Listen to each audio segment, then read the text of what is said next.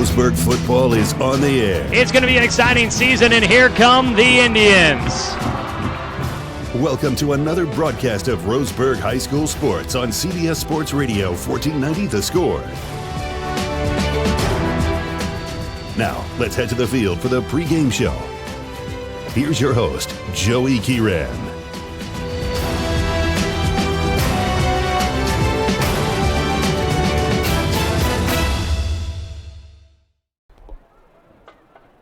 Hello and good evening, everyone. Welcome to Finlay Field at Roseburg High School in beautiful Roseburg, Oregon, as we get ready to bring you high school football here on another Friday night on CBS Sports Radio 1490 The Score. Tonight it's another Southwest Conference matchup for your Roseburg Indians as they welcome in the North Medford Black Tornado. Two teams looking to make a push to the postseason as the regular season enters the final few weeks. The Roseburg Indians, a lot of work to do, though, at 1-5, looking to snap out of a 3-game losing streak. Meanwhile, for the North Medford Black Tornado, it has been a good year under first-year head coach Steve Turner. Team was not sure exactly what to expect with a new coach leading the program and pretty much turning over everything. But they have come out to a 3-3 record and have put themselves right in the thick of the conversation of reaching the postseason in 2018. Should be a fun one. Last time these two teams met here at Finlay Field last season, and it was a tight one as North Medford pulled out a 30-27 victory in the waning moments of the contest. We'll see what we have in store for us here tonight as Roseburg and North Medford get ready to square off. We get ready for kickoff coming up for you, and we welcome you into tonight's pregame show. I'm Joey Kieran. In the booth with me tonight will be Josh Nelson as we get you ready for kickoff coming up in just about 13 minutes from now. Here during the pregame, we'll get a chance to catch up with head coach Dave Heiberger. That's part of your Tim's Appliance pregame coaches interview at the corner of Lane and South Stevens in Roseburg. 0% financing always available. We'll have the coach interview coming up, plus we'll get you your Supercut starting lineups. Plenty more to come up for you here in today's pregame show. Roseburg and North Medford getting ready to kick off. We'll have it for you in just a moment on CBS Sports Radio 1490 The Score. You're watching live broadcast coverage of Roseburg football on 541radio.com. This game is proudly sponsored by Roseburg Disposal, Tim's Appliance, Cooper's Pest Control, Umpqua Dairy, Fisher's Hearth and Home, Cascade Community Credit Union, Douglas County Farmers Co-op, Supercut, Good Vibrations, and also Chuck Swarman Family Auto Repair. At Brook Communications, our job is to get results for your business, period. We can take your story and tell it to the people you want to reach in a way that compels first-time clients to become repeat customers. We get them through your door so you can do what you were meant to do. Proclaim your sales message to the largest audience of any media company in Douglas County.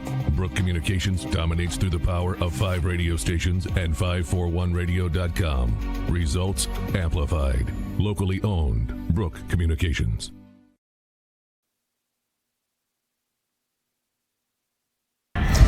Back here with more of our pregame on CBS Sports Radio 1490 The Score and streaming with video online at 541radio.com.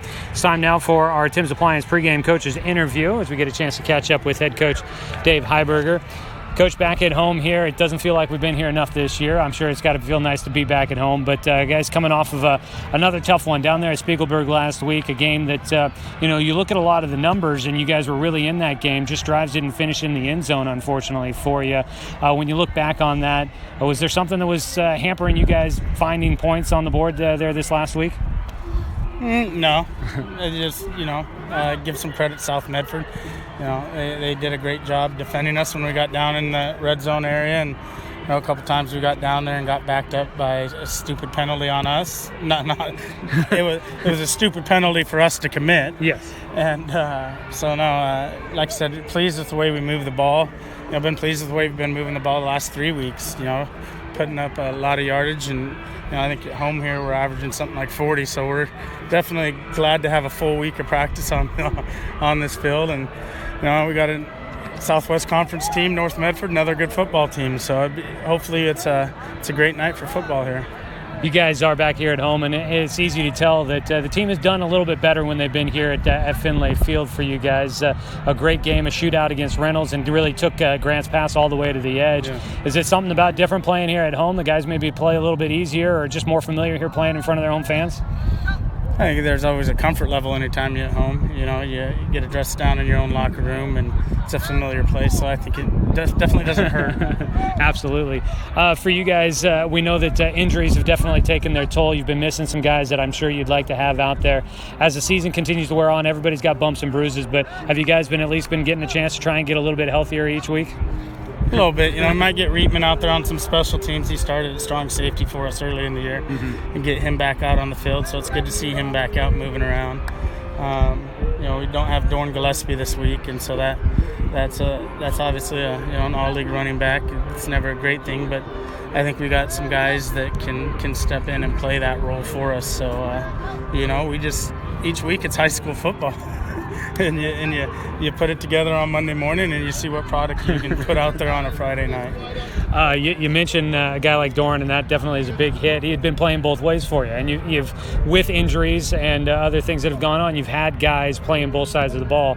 How hard does that make it? I know you want to get to where you can limit how many guys are playing on both sides of the ball, but when you have to go to that, how difficult does it make it for you guys as you scheme for a game?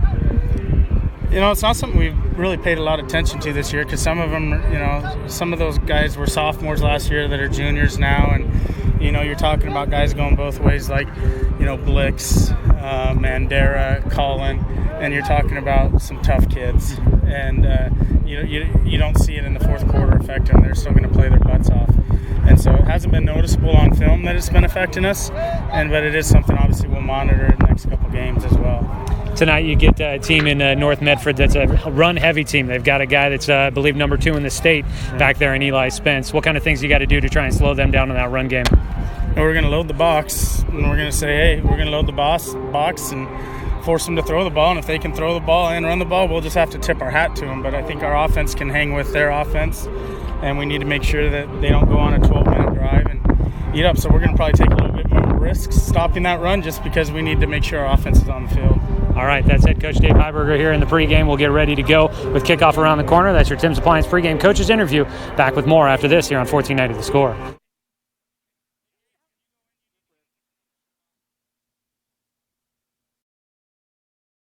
You are watching live broadcast coverage of Roseburg football on 541radio.com. This game is proudly sponsored by Abby's Legendary Pizza, Travel Leaders Flyaway Travel, I-5 RV, Mahalo Heating and Air Conditioning, and Pepsi Bigfoot Beverages of Roseburg. Find the live sports broadcast schedule updated each week at 541radio.com. Swimming season is finally here, but remember, respect the water. Don't swim and don't go in the water if it's under 60 degrees. Swimming in water under 60 degrees is life-threatening. It could cause hypothermia, which means your limbs paralyzed and you can't get out of the water. Each day, the water temperature of the Umpqua River will be posted on kpic.com and kval.com, and in the morning weather on KPIC. Respect the water. Know the temperature. Brought to you by the Respect the Water Safety Committee.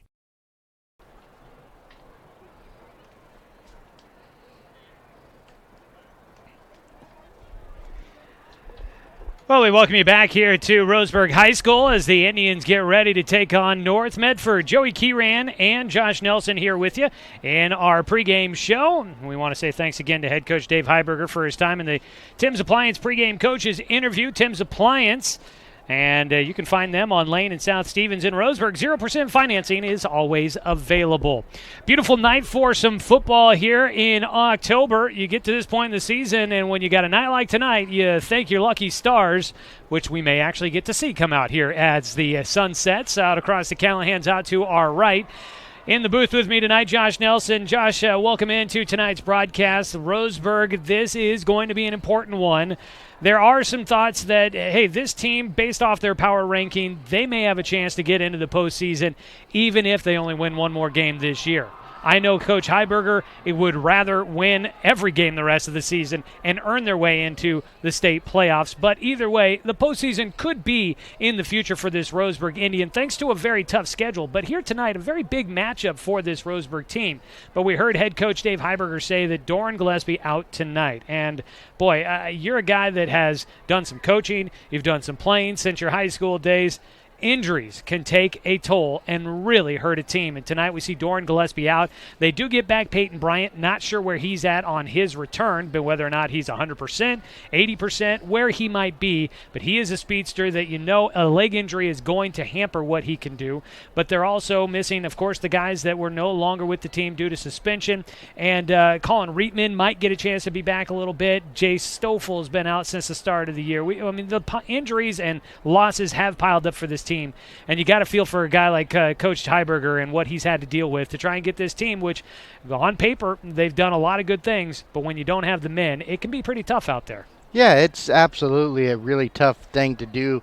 But as a coach, you've got to sit there and you look at it and you say, next guy up.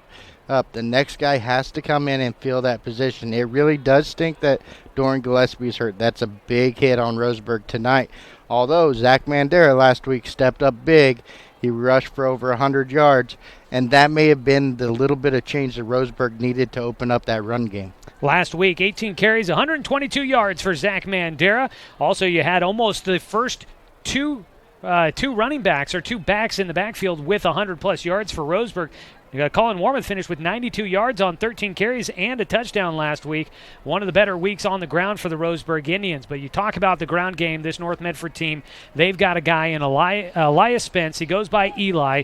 He is the number 2 running back in the state. Comes into tonight with a pretty big number behind his name. He is coming in with 176 carries already. 1,407 yards total for him. It has been a big season for him. 16 touchdowns for Spence. We know North Medford's going to run the ball. They do throw it some. They've started to pick it up as of late. But, Josh, as you look at tonight's matchup, what are some of the keys to the game for Roseburg tonight? They've got to probably look at running back Elias Spence, somebody they've got to stop. But what other things are you looking at tonight for the Roseburg Indians? Well, as you said, my number one thing was stop the run with Elias Spence. North Medford is, like you said, really run-heavy team. They've only thrown the ball 60 times total this year. Out of 6 games, that's only averaging 10 times a game. So a very big thing, they've got to meet Eli Spence at the line of scrimmage and stop him from advancing the ball down the field.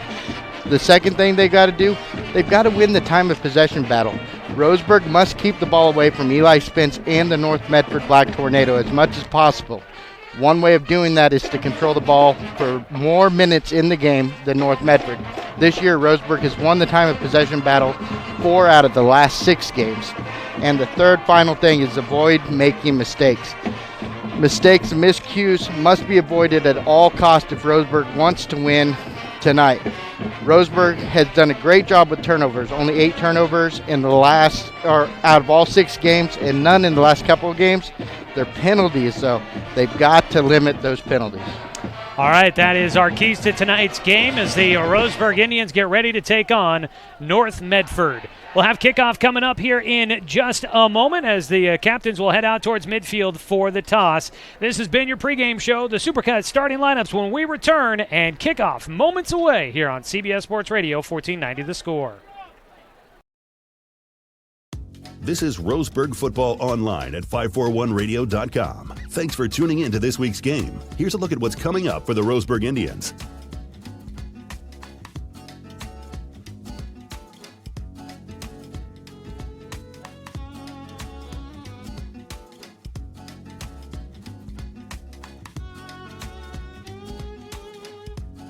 Find the live sports broadcast schedule updated each week at 541radio.com.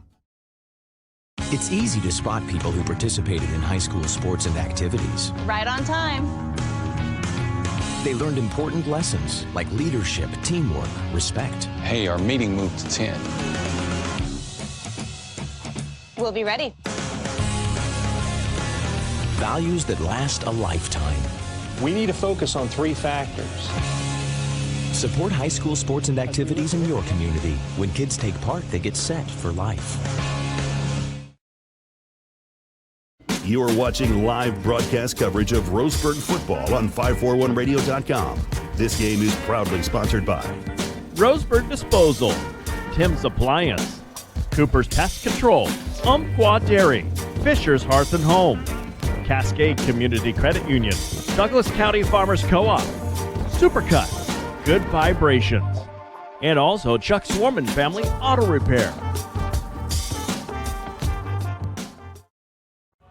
At Brook Communications, our job is to get results for your business, period. We can take your story and tell it to the people you want to reach in a way that compels first-time clients to become repeat customers. We get them through your door so you can do what you were meant to do. Proclaim your sales message to the largest audience of any media company in Douglas County. Brook Communications dominates through the power of 5 radio stations and 541radio.com. Results amplified. Locally owned. Brook Communications.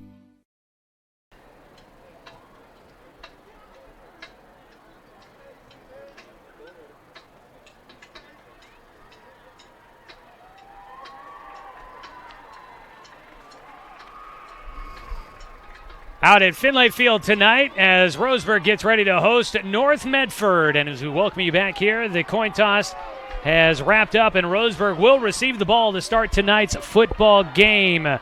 And they will be moving left to right on your radio dial as we get ready to go. Roseburg wearing their home blacks, orange numbers on the front and the back, outlined in white. And the orange stripe down the side with Indians in white. On the other side, it's white tops, black trousers, black numbers on the back, outlined in thin red for North Medford. The Black Tornadoes, the visiting team, will be moving right to left on your radio dial. Roseburg's offense will head out to start out things tonight. Let's get you a look at our Supercuts starting lineup. Supercuts in the Steelhead Run Plaza across from Starbucks on Garden Valley Boulevard. Save time and checkout styles online at supercuts.com. For Roseburg in the backfield, you'll have the senior Colin Warmouth. That quarterback comes in with 901 yards passing, 7 touchdowns, 4 interceptions. He's also got 284 yards rushing with 5 touchdowns. He comes in averaging 54% passing on the season and averaging 4.18 yards per carry. In the backfield, no Dorian Gillespie tonight. We'll see probably a steady dose of Zach Mandera, the senior. Now has 170 yards on the season. And we'll also see Gage Hill and Ethan Stoner in the backfield this evening as well. Hill, a junior, Stoner, a senior. The kick is away. We'll get to the rest of the offense. After the return, it goes to Adams at the 10, up the middle, and he loses the football. It's picked up by North Medford, and it's Devin Grafton who will have the ball near the red zone, and North Medford will get the first possession here tonight. I guess that's what I get for doing the Supercut starting lineup for the Roseburg offense before the offense makes it out on the field. So let's flip the script and go to the offense for North Medford. First turnover for Roseburg in a couple of weeks, as Josh mentioned in our pregame show. It'll be Brennan Stoltz, a junior quarterback, 6'2", 173 pounds. On the season, 506 yards passing, 8 touchdowns, 3 interceptions. He'll huddle him up as he breaks the huddle. Eli Spence in the backfield, the senior, 6'5", 217. Second team all-conference selection on the offensive side of the ball last year. He'll go into the backfield, lone man in the I formation at the deep back position. Give it to him, running right side. He gets to the edge. Stiff arm, he gets away from one tackler. Goes out of bounds on the far side of the field. And it'll move the chains to 1st and goal on a big first down carry for North Medford. It'll set him up along the front line. Parker Landon, Julian Stone, Tony Bench, Dane Stewart, and Mello. And I got to look up the pronunciation on this last name. Mello Tia Lavela up along the front line. They'll set up I formation again, give it to Spence, stretching it towards the edge, and he's in for a touchdown. He'll score this one from 3 yards out, and 2 plays into the ballgame, North Medford takes a 6-0 lead. Yeah, only 22 seconds off the clock right there, and that's the worst thing that could have happened to Roseburg. So they fumble on the opening kickoff. D'Angelo Adams, his second fumble loss of the season. North takes over, and definitely not the start that Roseburg was hoping for. The PAT kick is up and good. We'll take a quick 30-second break. It's 7-0. North Medford in front here in the first quarter. A quick start for the Black Tornado here on 1490 The Score. You are watching live broadcast coverage of Roseburg football on 541radio.com. This game is proudly sponsored by Abby's Legendary Pizza, Tribal Leaders Flyaway Travel, I-5 RV, Mahalo Heating and Air Conditioning, and Pepsi Bigfoot Beverages of Roseburg. Find the live sports broadcast schedule updated each week at 541radio.com.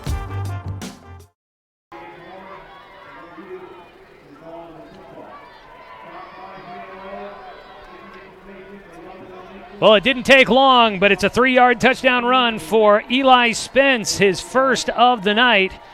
Could be the first of many for that young man. Now 17 rushing touchdowns on the season. And North Medford will kick away once again. And this time it's Peyton Bryant deep to return as they bring out Adams. Bryant will take it at the 6, and he'll move up the middle.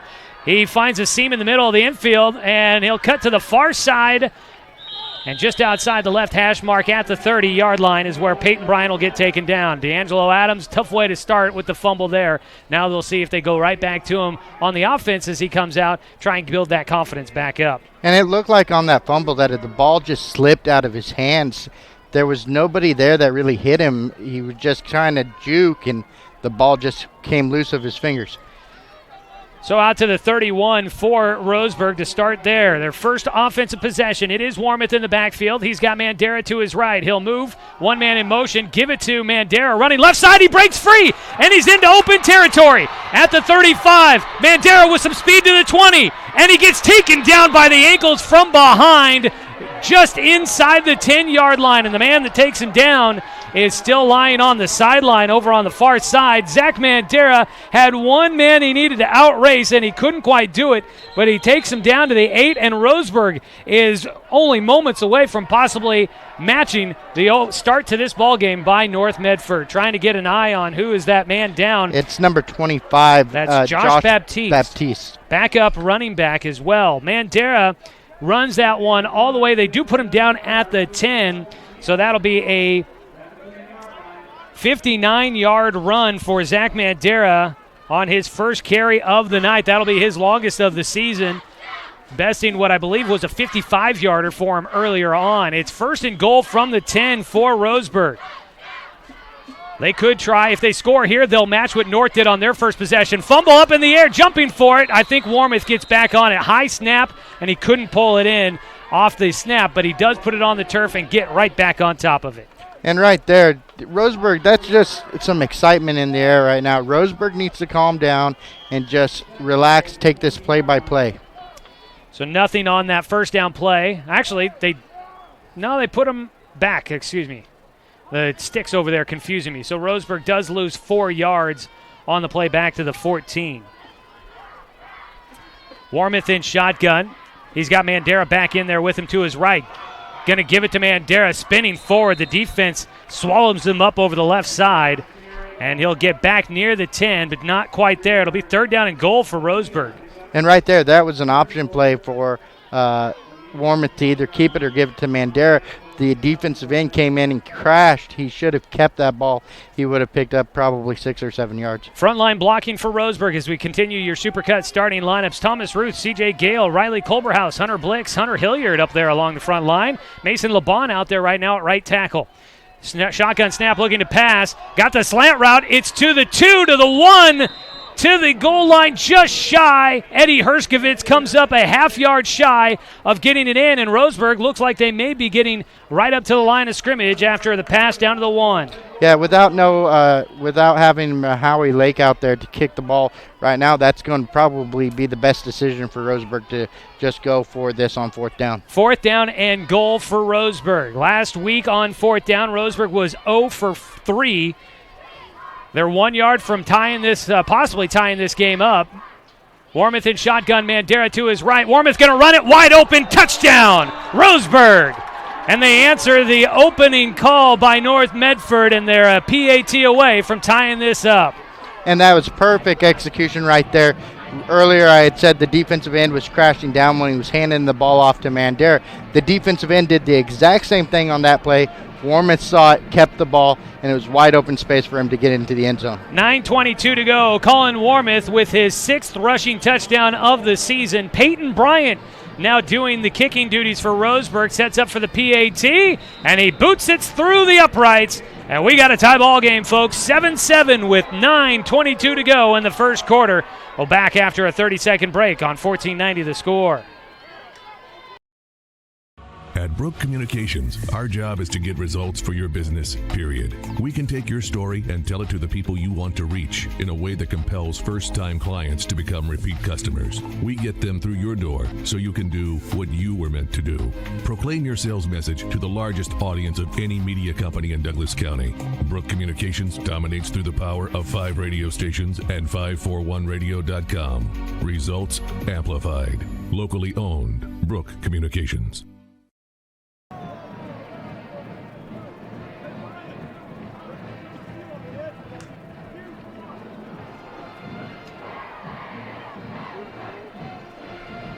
Well, this is an exciting start to this ball game. Roseburg and North Medford tied at 7. Joey Kieran, Josh Nelson with you. Tonight's game brought to you by Cascade Community Credit Union, belong to Douglas County. 7-7 ball game.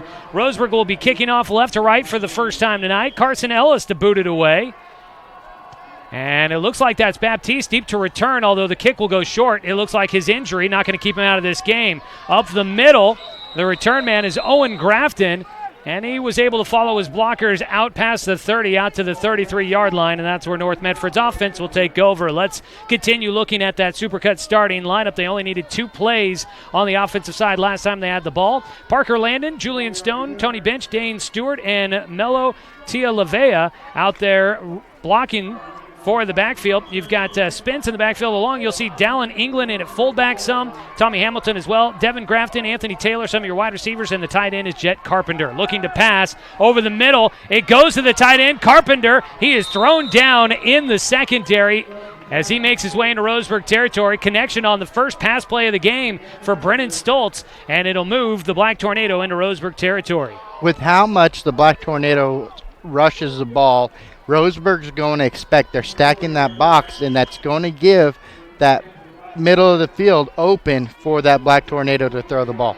That's a 24-yard pickup through the air for Stoltz to Carpenter, the leading receiver for this North team. They give it to the deep back Spence up the middle. He just tries to power his way through. He is a tough man to bring down, but he had a lot of black jerseys around him, and he goes down on a short gain out to the 40. Pickup of 3 on the carry. And taking a look at the starting defense for Roseburg, Caden Gingery, Clayton Brelage, Colton Jordan, Thomas Ruth, Hunter Blix. You'll see a 5-man front on the defense. Rourke Martin, Zach Mandera, Ethan Stoner in the linebacker, Isaiah Moore, Colin Warmoth, and Garrett Zymet getting starts in the secondary. 5-man front for Roseburg, and it's second down and 7. Give it to the fullback up the middle, and England not going to go too far, but it will make it third down and manageable for North. And just talking about how hard it is to bring down Elias Spence.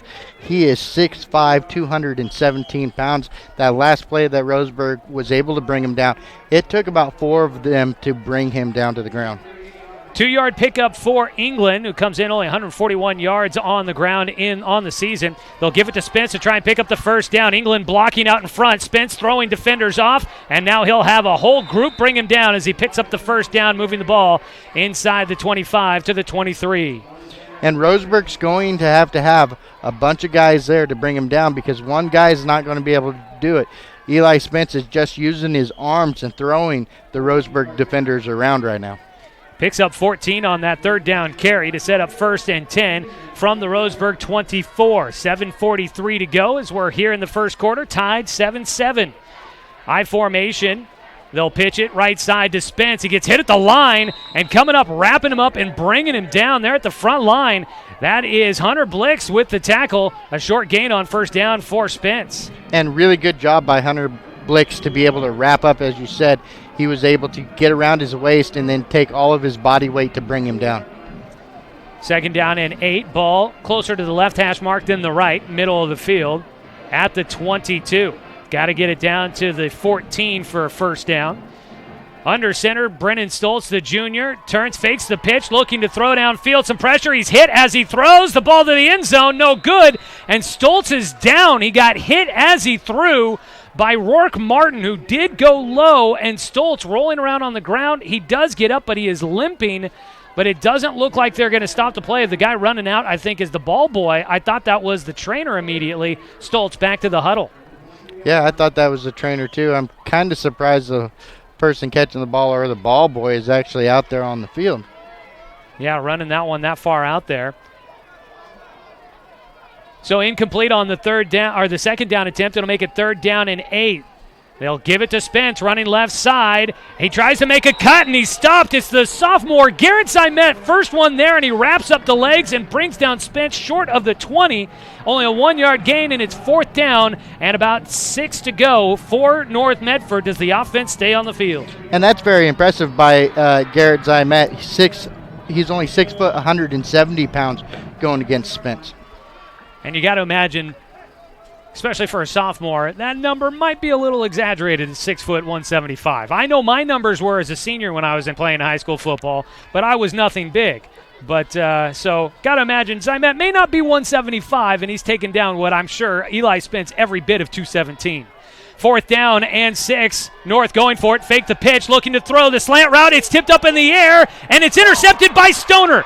He has the football. He'll make a cut out at the 20, and he'll get out to close to the 25. That'll work out well. Roseburg would have gotten it at the 21 on the turnover on downs, but the interception, they gain 4 yards, and Roseburg will even up the turnover battle, and they take the ball away, holding North Medford out of the end zone. And that's a huge play right there for Stoner to come up with the play. It was a great defense to hit the receiver right when the ball came to his hands, popping it up in the air, and then Ethan Stoner being able to return that ball. Stoner, he had an interception last year. I believe that's his first this year. Roseburg will have the football at their own 25 with 6:03 to go. Warmouth hands it off. It's Zimet running the end-around sweep, and the sophomore having a nice night already. We call his name again as he gets out to the 37-yard line, moving the chains. Yeah, very, very good job running and following his blockers. He was really patient, making sure his blockers set up before he turned that corner. So Roseburg, first down play, they move the chains. Garrett Zimet picking up his first carry of the night. He did have a carry earlier in the season at Bend, picks up 12 there. First down from the 32, pitch it to Mandera running right side of the offense. At the 40, he cuts upfield, slips through one tackle, spin move across the 50, and he will move the chains again. 2 straight plays, Roseburg moving the chains. Very, very good. But again, Garrett Zimet on that, he was able to grab a block, and he held his block, allowing Mandera to come around that block and pick up probably an extra 5 or 6 yards there. Mandera gets 15 on that carry. He is up to 76 on the night on just 3 carries. Roseburg tied 7-7, 5:22 and counting here in the first quarter, trying to take a lead against North Medford. They're into North territory at the 48, ball on the right hash mark. Culberhouse, the center, will snap it, shotgun to Warmouth. Hands it off, running left side this time is Gage Hill. And Hill, the junior, will get stopped at the line of scrimmage, maybe picks up 1 yard to the 47. And I'm not sure that ball was supposed to go to Gage Hill. I think that ball was supposed to go to Herskovitz coming around on this little sweep. It was a double option type of deal. And I believe Warmouth's looking at Herskovitz like, you're supposed to have had that ball. Herskovitz will spread out to the left side of the formation, trips that direction. Zimet and Adams out there. You've got Moore, the lone receiver, to the right. Mandera in the backfield. Give it to him. He'll cut up just over the left tackle. He dives forward close to the 40. They'll mark him down at the 41. He'll be 3 yards short of the first down marker, and Roseburg will have 3rd and 3. And right now, with how well Roseburg is running this ball, it's going to open up that passing game. North Medford's going to have to start filling that box, and then Adams, who has been double-teamed actually so far tonight, he might be open for a deep shot. Clock continues to run. Almost 4 minutes to go here in the first quarter. 7-7 ball game. Roseburg needs 3 to move the chains. They'll give it to Mandera. Things open up wide up the middle. He's got one man, Ruth, blocking for him, and he's taken down from a backside tackler. Didn't see him coming. It's Luke Pugliano who will make the possibly touchdown-saving tackle as Mandera moves the chains and takes it down to the 22. Huge play for Mandera to get downfield, but Ruth did a great job. He picked up 3 blocks on that play. And already, Zach Mandera, 5 carries, 101 yards tonight. Got him to the left of Warmouth, handed off to him up the middle again, and he just goes right through multiple defenders. A penalty flag out at the end of the play. It was as Mandera was going down. We'll wait to see. Could be a hold, maybe a face mask, not really sure. But this one right at the end where the tackle was made and then some extracurriculars happening as well. But we'll see. Mandera has it down to the 15 at the moment, which would set up 2nd down and 3 if it stands. Well, and Mandera right now is saying, Eli Spence who? He's doing a great job at showing that that 100-yard game last week was no fluke. And it is a personal foul against North Medford, a helmet-to-helmet play. And so down to the 15, half the distance to the goal line, and Roseburg's looking at 1st and goal and looking to try and take a lead. It was a 7-yard pickup for Mandera, and the penalty will put him at the 8-yard line. So how many yards was that penalty? So 7 yards, 7.5 about. They'll move Zymet in motion, give it to him. The sophomore cuts upfield to the end zone, in! Garrett Zymet, his first varsity touchdown of his career, puts Roseburg in front 13-7. So far, since that beginning opening mistake, Roseburg has been perfect when it comes to their offense and defense side of the ball. It's an 8-yard touchdown run for Garrett Zymet, the sophomore's first touchdown of the season. And Roseburg's in front pending the extra point off the foot of Peyton Bryant, the right-footed kicker. Colin Warmott, the holder. Placement down. Kick is away. It's good. Roseburg leads 14-7 on top of North here with 3:26 to go in the first quarter. Back after a 30-second break on 1490 The Score. It's easy to spot people who participated in high school sports and activities. Right on time. They learned important lessons like leadership, teamwork, respect. Hey, our meeting moved to 10. We'll be ready. Values that last a lifetime. We need to focus on 3 factors. Support high school sports and activities in your community. When kids take part, they get set for life.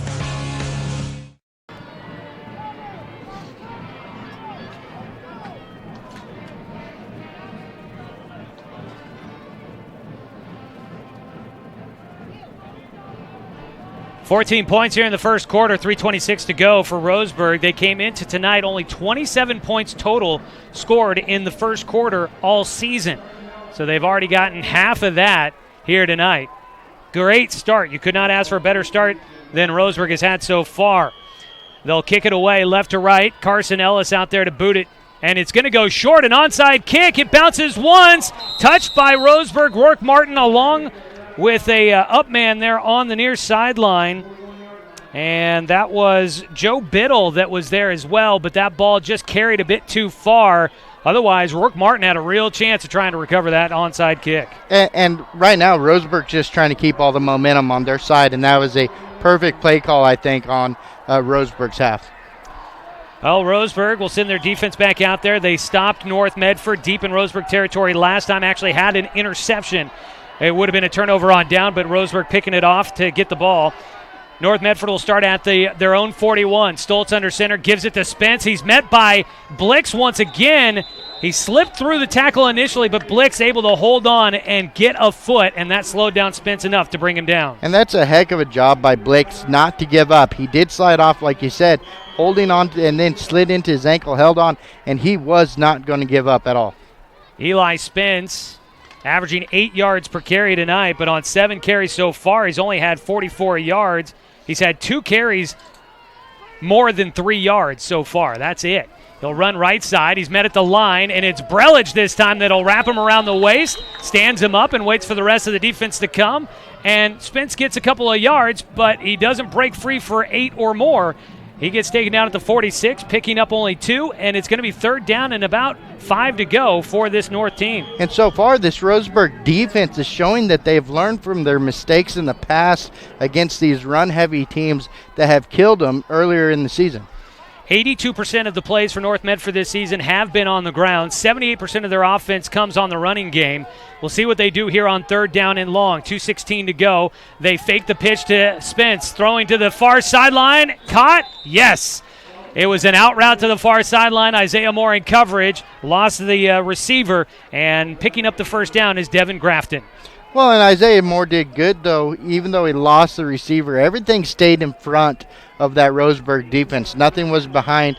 Yes, they got a first down, but they didn't get any yards after the catch. That is a 7-yard pickup through the air to move the chains. 1st and 10 from Roseburg territory. Running left side is Spence. Stutter step. Now tries to cut it back into the defense, and he'll just use that big frame to move the pile a few more yards. That stretch play to the near sideline picking up about 8. And so far, that's about the only play that this North Medford team's been able to be somewhat successful on for Eli Spence is those sweeps to the outside. Roseburg's doing a great job when it comes to blocking the run up the middle. Over the half-century mark for Spence so far. 1:38 to go first quarter. Roseburg leading 14-7. Handed off to Spence, running over the right tackle, and things didn't open up. And he gets bottled up and maybe picks up a yard. It's going to make it 3rd down and short. And Roseburg's defense another opportunity to try and get off the field. And I wouldn't be surprised right here if North Medford's going to probably go with another run play. Only 1 yard on the pickup for Spence. You got to imagine they feel pretty confident about Eli Spence picking up 1 yard for a first down. It's 3rd and 1.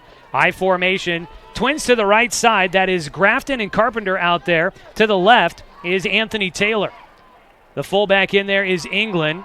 In the I formation, long count. They give it to England, the fullback up the middle, and he will pick up the first down as he goes to the 36. And that was a pretty good play right there. It fooled the right side of that Roseburg defensive line just enough for him to pick up quite a few yards. I said to the 36, it's actually the 31. It's a pickup of 7. Moves the chains, 1st and 10. And this North Medford offense does what we expected. Ground and pound, and they're just chipping away down the field trying to tie this one up. But they're into the final 60 seconds of the first quarter. Right now, 39 seconds to go. Roseburg leading by a touchdown. Give it to Spence, running left side of the formation, and once again stood up. And Roseburg continues to just fill the gaps along the front line, and Eli Spence not finding a lot of room to run. And Roseburg's doing exactly what I said they had to do. They had to meet Eli Spence at the line of scrimmage. They are meeting him and not letting him get very many yards after he gets past that line of scrimmage. 12 seconds to go in the first quarter. Will North get off one more play? We'll find out. Down to 7 seconds. Stoltz will break the huddle and head on up, but I don't know if he's going to get it in time. 2 seconds, 1 second, and the first quarter is going to come to an end. Roseburg leads 14-7 after 1 quarter of play. Not the way you probably would have guessed it after fumbling the opening kickoff. We'll see how the second quarter goes. We'll have it for when we return after this 60-second break on 1490 The Score. You're watching live broadcast coverage of Roseburg football on 541radio.com. This game is proudly sponsored by Abby's Legendary Pizza, Travel Leaders Flyaway Travel, I-5 RV, Mahalo Heating and Air Conditioning, and Pepsi Bigfoot Beverages of Roseburg. Find the live sports broadcast schedule updated each week at 541radio.com. Swimming season is finally here. But remember, respect the water. Don't swim and don't go in the water if it's under 60 degrees. Swimming in water under 60 degrees is life-threatening. It could cause hypothermia, which means your limbs paralyzed and you can't get out of the water. Each day, the water temperature of the Umpqua River will be posted on kpic.com and kval.com, and in the morning weather on KPIC. Respect the water. Know the temperature. Brought to you by the Respect the Water Safety Committee. Second quarter, Roseburg leading 14-7. North Medford with the football facing 2nd and 9 as they'll start out at the Roseburg 30-yard line as we begin the second quarter. Play action looking towards the end zone, just short of it, and the pass incomplete, intended for Jet Carpenter. He extended himself, looked like a little slow to get up on that one, but he will jog back out onto the field. Brennan Stoltz trying to go downfield for a 5th time tonight. He is 2 for 3, came in passing 60% on the season, but he has been not able to really connect downfield all that great so far. And right now, I think that's probably why they run this ball so much for that North Medford team. So it's 3rd down and 9 now for the Black Tornado. Delay handoff up the middle. It's Spence. He had a man jump on his back. He carries him for a couple of yards. It's going to be a short gain, and now decision time for head coach Stephen Turner and the Black Tornado. They'll have 4th down and long to try and convert. So it was number 50, Caden Alexander Gingery, that jumped on his back. So, and he was able to carry. Gingery is not a small man, 5'10", 210, but he carried him for about 3 yards. The ball goes down to the 27. That was a 3-yard pickup for Spence, and the offense stays on the field. I formation, they toss it. It's Baptiste running this time. Left side, try to go with a change of pace back. He's hit short of the first down marker, and Roseburg's going to stop him again. Another big defensive stand for the Roseburg Indians, and they will get the ball back on offense, still leading 14-7. And that's huge right now to be able to get a turnover on downs. Roseburg needs to take advantage of this turnover on downs and try to get another score on the board. Roseburg will get it with 11:10 to go in the first half. They start out with the ball at their own 25-yard line. Turnover on down after the 2-yard pickup by Baptiste. Not enough to move the chains. Warmouth in the offense for Roseburg come back out. They scored on their last possession.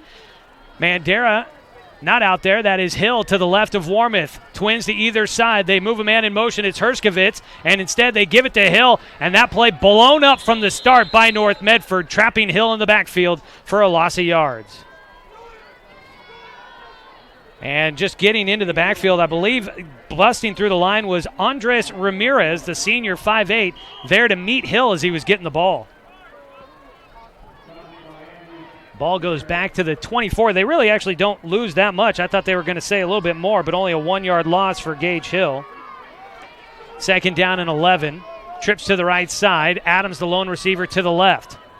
They're going to move Zymet in motion, give it to him on the end-around sweep. He'll try to bubble it out. He'll stutter step and makes a cutback. He gets to the 30, falls forward to about the 34, and that's going to be good to nearly get the first down. Zymet continues to look impressive in his limited action. The sophomore getting a plenty of high fives and slaps on the helmet as he goes back to the huddle. So we got to watch Zymet up in McMinnville for the JV team, and he did great for them rushing that ball back and forth up and down the field, and he's doing the exact same thing right now for varsity. He picks up 10. They needed 11 for the first down. It's 3rd down and 1. Roseburg trying to move the chains. Mandera comes in, things open over the right side, and he's got the first down and more to the 45. Zach Mandera, the senior, who has been getting a workload as of late, moves the chains. So that was number 24 and number 25 for North Medford, Jet Carpenter and Josh Baptiste, that were able to bring Mandera down. And if they hadn't actually tripped him up there,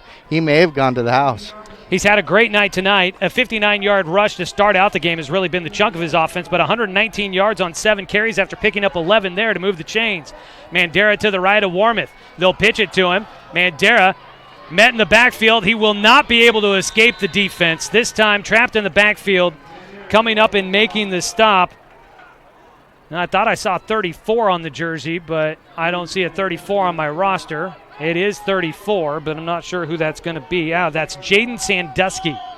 So Mandera was being brought down by the back of his jersey, and he was just now talking to the white hat referee saying, hey, isn't that a flag or horse collar penalty there? He didn't actually get underneath of his pad, so it wouldn't have been, but Mandera was trying to make a case for that. 9 minutes to go here in the first half. Roseburg leading 14-7. They've got the ball, 2nd down and long from the right hash mark at their own 42. Fake the handoff to Zymet, going on the slant route. It's Adams with the catch. He's in open space. He's got the speed to the 15, the 10, the 5, touchdown. And D'Angelo Adams will get the first passing touchdown of the night. There is a penalty flag out. And the penalty flag's out at the North Medford 22. Wow, I wonder what that's about there. I didn't even see it. That's an odd spot. I didn't see it. It's got to be some sort of block, but he was gone before that, unless they're calling him for taunting before he got in the end zone. We'll see what the flag is here. The touchdown is good. Roseburg has it. Dead ball penalty, and it is against Roseburg. I don't know what they're going to call. You think it's I think it was unsportsmanlike, probably by Adams, because he was about the only person right there on that 20. That is going to be a 58-yard touchdown pass. Colin Warmouth to D'Angelo Adams. He is just so deadly quick. Out for the PAT will be Bryant.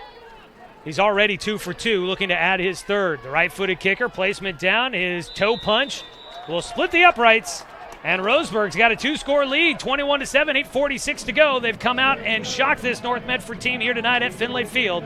We'll have more of the action for you when we come back after this 30-second break on 1490, The Score. This is Roseburg Football Online at 541radio.com. Thanks for tuning in to this week's game. Here's a look at what's coming up for the Roseburg Indians.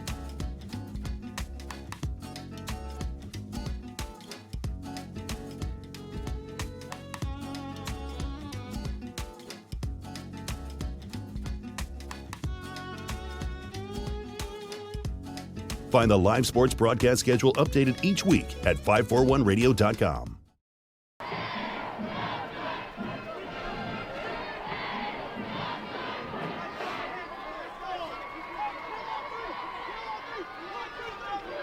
"58-yard connection between Colin Warmoth and D'Angelo Adams. Warmoth, that is his 8th touchdown pass of the season, and for Adams, his 5th touchdown reception, his first catch of the night.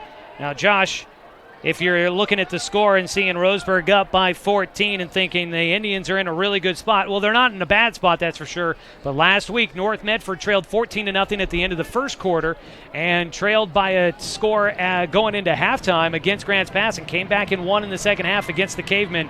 So Roseburg, no room for letting up here tonight as they get ready to kick it off. We flip sides of the field, so Roseburg now kicking right to left. Bryant will get a toe punch, line drive kick, his first kickoff of the night. It goes to the 25. The return man is Spence at the 40. He'll get taken down to about the 42. And a penalty flag comes out at the end of that one as well. Yeah, and that's on Roseburg's side right there. That's going to be number 27, Colin Reitman, that got that penalty for taunting. He tackled him and stood over top of him. We'll see what the call is. We'll see if the officials are thinking along the same lines as Josh. Roseburg football tonight is brought to you by DC Farmers Co-op, where everyone's welcome to shop, and by Good Vibration Solutions for home theater and automotive audio. You can feel it at Good Vibes. Unsportsmanlike conduct, it is against Roseburg. And unsportsmanlike conduct against North Medford. The penalties will offset. It'll be first down. North Medford, they'll have the ball on their own half of the field. Roseburg's defense has come up with some big stops here on the last couple of possessions by North. We'll see what they can do here as North Medford has the ball, trailing 21-7, 8:40 to go in the second quarter. They'll set the clock and get ready to go. Under center goes Stoltz. The junior QB tosses it. Left side of the offense for Spence. And a big stop in the backfield for Roseburg. Thomas Ruth, one of the last guys off the pile, but a couple of linebackers in there as well as Spence losing a yard on the play. Yeah, Ethan Stoner was right there, too, to help with that tackle. And that was one of the first times North Medford was trying to go on that outside sweep, and Roseburg was able to cover that up and stop it for a loss. Back to the 39, loss of 1. Second down and long. They'll go with the delayed handoff to Spence, and bringing him down by, it looked like one hand in a jersey. Clayton Brelage able to bring down Spence. I think he got knocked a little bit sideways and then just forcing him to the ground. Brelage bringing it down, the big running back for a pickup of just 3. And the excitement on this Roseburg team is huge tonight. They're all fired up. Every time they bring him down, they're high-fiving each other and getting really excited. Third down and long, looking to pass. Stoltz going downfield. He's got Grafton reaching for it. Incomplete, just a little too long. There was some hand checking on that play, but Devin Grafton could not get extended enough to get to that football. No, and Isaiah Moore did a great job. He turned and looked to where that ball was. There was hand grabbing by both parties, but he turned to look where that ball was, and right as that ball got to him, he was able to hit that receiver, make sure he didn't complete that pass. It's 4th down and 8 to go for North Medford, and it looks like they'll come out with the punt unit. Jet Carpenter is the punter. Deep to return is Colin Warmoth, and Carpenter gets a boot on this one. Warmoth at the 30, he'll take it. He just ducks his shoulders and goes out to the 35. Didn't want to do anything risky there. And Roseburg's defense, a huge stop, forcing a punt and a 3-and-out to get the ball back with 7:29 to go here in the first half. At this moment, a score almost seems like it needs to happen. Yeah, it needs to happen right now. I did not agree with that punt return right there. Why you put your quarterback in danger of getting hurt on a punt return, I would not have done that. But Roseburg does need a score, and they need a score on this drive. I think the thinking might be he's a senior, let him have some opportunities, and he's a sure catcher, quite possibly. Warmoth in shotgun, he'll turn and hands it to Mandera. The ball was loose. It's still loose. Diving for it. 2 Roseburg jerseys at the bottom of that pile. I think they're going to come away with it. And yes, coming up with the football is Riley Culberhouse, the senior, saving the day on that play. He actually recovers it as Roseburg will have it. The end of the football just touching the 40. They'll pick up 5, but lucky to get the ball back. Yeah, really lucky to get the ball back right there. Great job being able to jump on it, and they got 5 yards on it. Mandera, that would be the first real blemish for him on the night, that fumble, but the Roseburg Indians hanging on to it. Had a fumble on the first on the kickoff to start the game. Warmoth in shotgun, pitch it to Hill on the outside. He can't get away from the defense in the backfield. Owen Grafton getting a hand on Hill and bringing him down for a loss of about 4.5. So that's number 26 for Roseburg versus number 26 for North Medford. Oh, always the fun tendencies of a game. Hill going backwards, unfortunately losing 4 yards there. Elijah Norris, have not seen him out on the field much on the offensive side of the ball. He comes in for, I want to say, he came in for Isaiah Moore, and a timeout by Roseburg. I think with the offensive confusion there with a late man getting on because of something, I don't know if it was an equipment thing or what it might have been, but Roseburg, they decide to use a timeout instead of trying to go with a little bit of confusion on 3rd down and long. Keep it right here with 6:13 to go. Roseburg football tonight brought to you by Mahalo Heating and Cooling. Your best choice for the finest indoor comfort control. Call them today at 672-6707.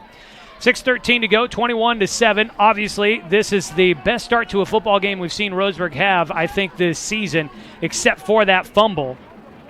But they definitely responded nicely after a little bit of adversity on the very first play. Now it's going to be interesting to see what happens. Can Roseburg finish this game? We've talked about the depth. Does the depth come into play in the 3rd and 4th quarter when things start getting tired? North Medford gets the ball back at the beginning of the first half, so Roseburg needs to score right now, and they need to stay on top after that. 6:13 to go out of the timeout. Roseburg facing 3rd down and 9. The ball at the 36. They've got to get it to the 45. Go on the pass route. It's to Adams. He's got the first down at the 50. He's taken down from behind. Tommy Hamilton with the tackle, but that slant route for D'Angelo Adams working well, and a little chirping going on after the play. Adams has to be separated from the North Medford defense. Him and I think one of the defenders, John, a little bit after the play. Yeah, it looked like it was number 5. Anthony Taylor was kind of upset with him because he juked him out. What they called, he broke his ankles, where he got flat-footed, he stopped, and he fell over, allowing Adams to get open. 16 yards on the completion to Adams. Moves the chains. 1st down and 10 from the North Medford 48. Zymet will get it on the end-around sweep to the right side, stretching it. Now a spin move after a stiff arm. He gets inside the 45. They'll give him to the 44 as he's shoved back. That's a pickup of about 4 on the play for Roseburg, and a nice chunky yardage on 1st down for the sophomore. Very patient, waiting for those blocks to develop. Yeah, he's doing a great job at only being a sophomore of waiting to see where his blocks go before he decides which direction he's running. I'm very impressed with the way Zymet is playing tonight. He picks up 4, makes it 2nd down and 6 for Roseburg. 5:15 to go. Roseburg likely also hoping to try and burn off a lot of clock here and head into the halftime after this drive. Warmoth in shotgun, turns and gives it to Mandera. Stutter step in the backfield, then a burst downfield. He gets to the 41, picking up 3. And a nice movement there. It seemed like maybe a little bit, he got his feet tangled up maybe, but it worked out as a stutter step, and then he saw things open, and he was quick through the line. He was quick through the line. I don't agree with the spot of the ball. They actually, from where they picked the ball up off the turf to where it's at now, is 2 yards difference. 3-yard gain there for Mandera. It's 3rd down and 3. Trips to the left side. And they give it to Mandera again, running left side and burst through the line, and he will carry the defender. Jaden Sandusky had his hands on him, but he couldn't bring down Mandera, who is a guy that will not shy away from contact, but he's got the strength and the speed that if you're not there and making a sure tackle on him, he'll carry you just like Eli Spence will. Yeah, Mandera has to come out of the game because there's some equipment issue with his equipment right this second. And so they've got to put in number 26, it looks like. Gage Hill is going to come in for Roseburg. And Hill, I expect that you'll see him off and on throughout the in the backfield throughout tonight's game. Came in with 18 carries, 58 yards on the night. He sets up to the left of Warmoth.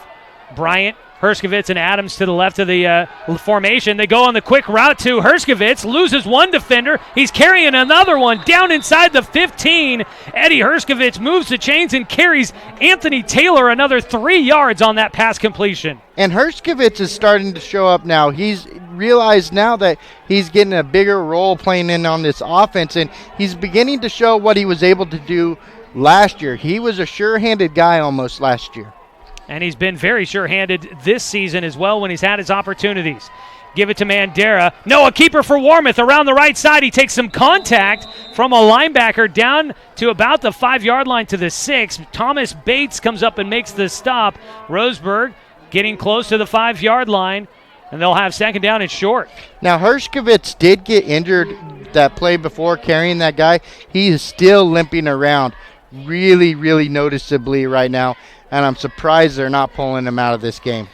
That's an 8-yard pickup for Warmoth to set up second down and 2 from the 6. The Indians threatening again. They'll give it to Mandera running left side. Breaks it upfield. He's got the first down. He's reaching to the end zone, and he'll come up just short by a couple of yards. Roseburg will have first and goal from the 2.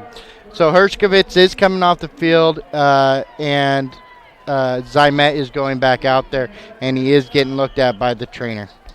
Oh, we'll hope that Eddie Herskovitz will be able to return on here tonight.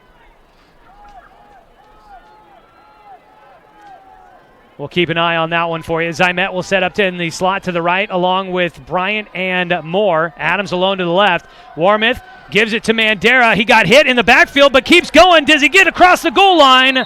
Waiting for the signal. Yes! Into the end zone. Once again, the Indians will plunge in, and for the first time in 2018, Zach Mandera has a touchdown for Roseburg. And that's a huge play right there, and it was a great job to not give up. He got stopped for just a second, was able to turn them legs and power into that end zone. 2:59 to go in the first half. A 2-yard touchdown run for Mandera, his first of the season. Bryant trying to make the extra point. Snap high, but the kick is away and good. And Peyton Bryant continues to be a nice option in the kicking game. A strong boot behind that leg. We'll see if that comes into play at all tonight. But he gets the field or the PAT to make it 28-7, 2:59 to go in the first half. So far, Bryant kicking that ball, I've actually been surprised. It has been definitely deep enough and straight down the middle every single time. Well, 28-7, Roseburg in the lead. Now, as I mentioned last week, North Medford came back against Grant's Pass. So you cannot let up against this North Medford squad, but you got to be feeling good about yourselves if you're the Roseburg Indians where you're at right now. So right now, with only 2:59 left, Roseburg has to stop North Medford right now. If they allow a touchdown right now and it goes to halftime, North Medford gets the ball back. They could get another touchdown. Now the game's within 7. So Roseburg needs to get another stop right now against North Medford.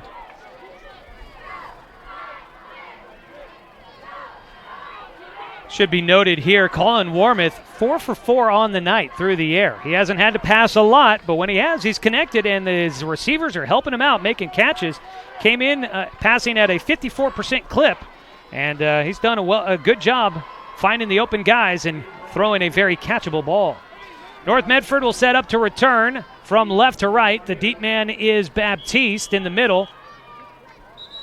And whistles are going to blow before the kickoff, and Roseburg's going to use another timeout here with 2:59 to go. We'll go ahead and take a quick 30-second break. We'll come back with the rest of this first half on CBS Sports Radio, 1490 The Score. You are watching live broadcast coverage of Roseburg football on 541radio.com. This game is proudly sponsored by Abby's Legendary Pizza, Travel Leaders Flyaway Travel, I-5 RV, Mahalo Heating and Air Conditioning, and Pepsi Bigfoot Beverages of Roseburg. Find the live sports broadcast schedule updated each week at 541radio.com.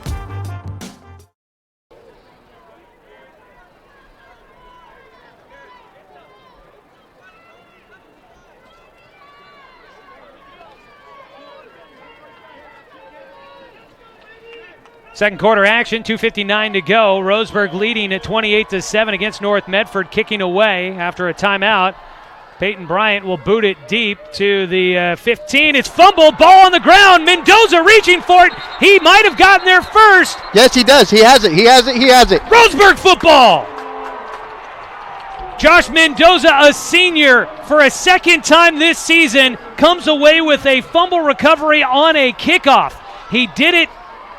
That was against Grants Pass here at home a couple of weeks ago when he recovered one deep, and he does it again here tonight. And that was huge, and he was just able to get there on top of it right before Eli Spence landed on top of him.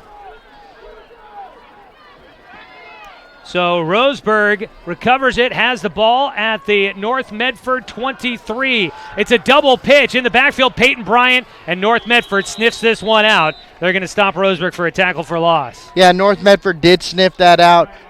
Colin Warmouth at that point should have picked up one of those guys to help on that block, and he did not. So Roseburg with the football, short yardage, but after the tackle for loss, they go back to the 26-yard line. Bryant's going to get credit for a loss of 3 yards on that one. But Roseburg a chance to really start to pull away in this one if they can get a score before half. It'll be a run for Mandera. He tried to make a cut and get upfield. He gets back to the 25. A penalty flag out on the far side of the field. And it's from the line judge, and normally in that situation it's going to be a type of hold or something.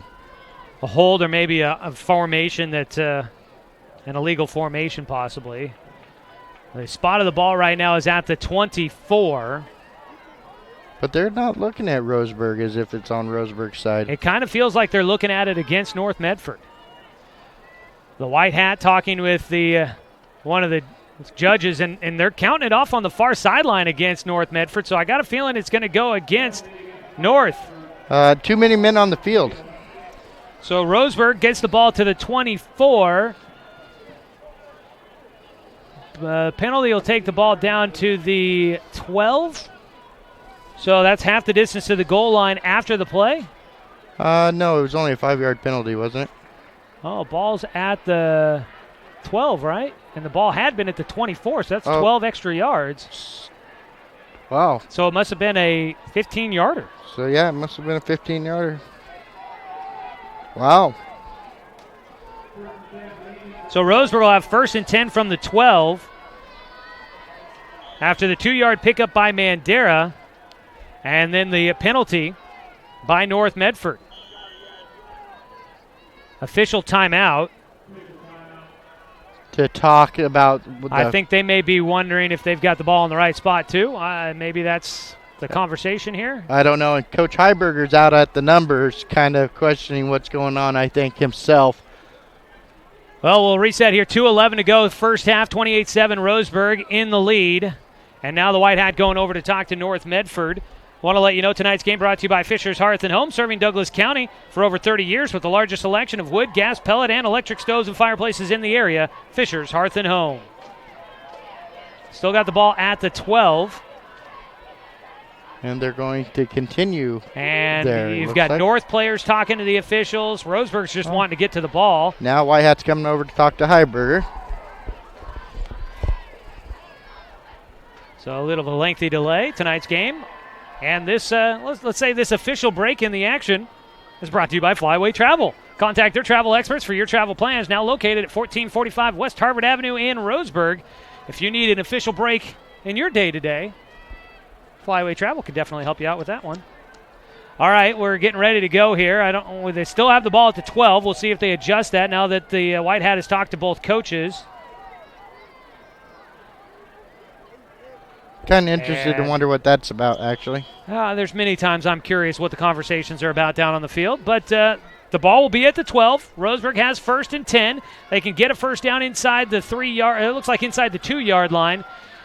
If they get it there. Warmouth on a keeper, fakes it to Mandera and goes over the right side inside the 10 down to the 9-yard line. And that was the best play right there for Roseburg, for Warmouth to be able to keep that ball, because they closed down on Mandera really quick, and it opened up just enough room for him to pick up that many yards.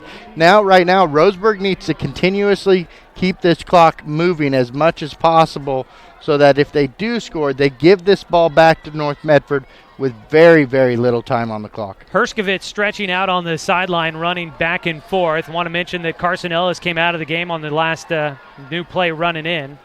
Second down, the ball at the 9. They've got about 7 yards to pick up. Mandera running over the middle of the formation. He gets down to about the 7. And Roseburg still got about 5 yards to try and pick up on this series of downs. And we may see Peyton Bryant come out and try a field goal if they don't get it here. And I wouldn't be surprised if he doesn't come out and try a field goal. Now, to talk about Herskovitz, he did get his ankle re-wrapped up right now. I think he's trying to see how well he can move with that wrap on. That was a 2-yard pickup for Zach Mandera. Roseburg letting the clock run down. They have one timeout left. And they're going to get ready to take it, it looks like. 37 seconds and counting here in this first quarter. And Roseburg will use the final timeout. They may look to draw up a third down play, see if they can get the conversion, and then maybe they try to get the field goal unit out there quick. Or maybe they just go for the field goal here. No, they should have enough time to throw, unless they run the ball. But they have enough time to try to throw the ball or even run it down the middle. But they have to. Everybody has to know who's coming off and who's going on, and just get set. Well, if they don't get a first down, the clock will continue to run. You can't spike it to stop the clock because it would be fourth down. So they would have to have the field goal unit ready to get out there and kick pronto, because 35 seconds to go, not going to be a lot of time to spare to get that unit out there and try and put one through. And with a brand new, a guy that has not been kicking field goals for you all season, I would imagine you don't necessarily want to rush him, but maybe at the same time, maybe sending him out there and just letting just the actions take over instead of standing there thinking about it. Maybe that works out better as well. Bryant's out there at wide receiver right now. So they're not kicking. So that much we know. They're not going to kick. I would expect a pass play, but we'll see what happens here. The ball is at the 7-yard line. Need to get it down to probably about the 3, about the 2.5, 3. So it's a long 4, maybe 5 to go. Third down. Ball on the left hash mark. They give it to Mandera. Things open up. A stiff arm. He's to the goal line. In. Roseburg scores on third down and 5. Zach Mandera shedding tacklers on his way to the house. Yeah, I'm not quite sure how he did that right there. There was a lot of white around there, and he was able to just kind of think skinny and weave his way into that end zone. Zach Mandera, his second touchdown run of the night, this time from 7 yards out. And with 30 seconds exactly on the clock, Roseburg adds another score, leading 34-7. The PAT is good, and Roseburg's on top by 28 over North Medford. With 30 seconds to go in the first half, we'll take a quick 30-second break and get you the final moments of this first half here on 1490 The Score.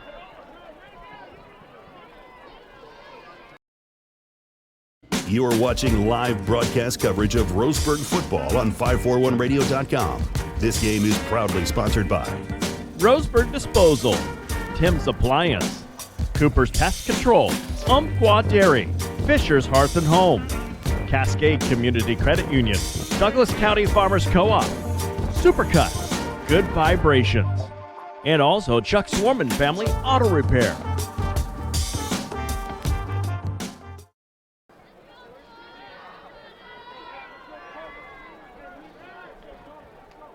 $35 points in the first half tonight for Roseburg. That is a season high. And for Roseburg, 35 points here tonight. That is, I think, their second most on the season. That is going to be their third most points on the season for Roseburg.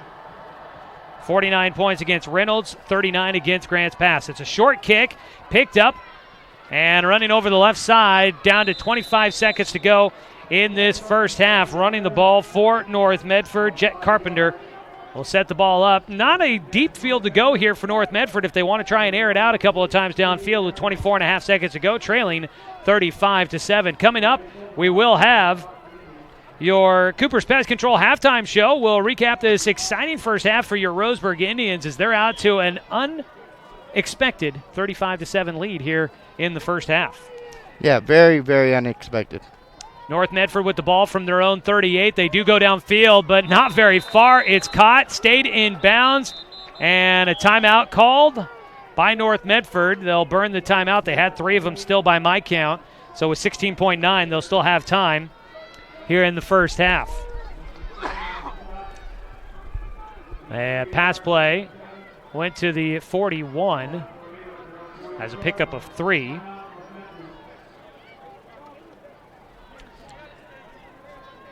I think right now Roseburg needs to continue to play the same way. Don't keep the 5 guys on the line of scrimmage because they're trying to get Roseburg to bite on that. And then just play that man defense on those wide receivers and corners. 16.9 seconds to go. First half action has been brought to you by Pepsi and Bigfoot Beverages and by our friends at I-5RV. Visit I-5RV and find your new adventure for as low as 0% down and $149 a month. That's I-5RV in Sutherland, now under new management.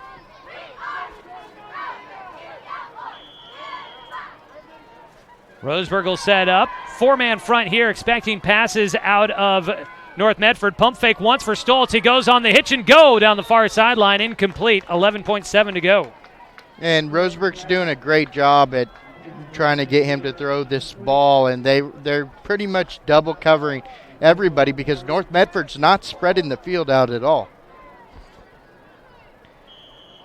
11.7 still on the clock. It'll be 3rd down and long. About 7 to go here for North Medford. Ball at their own 41-yard line.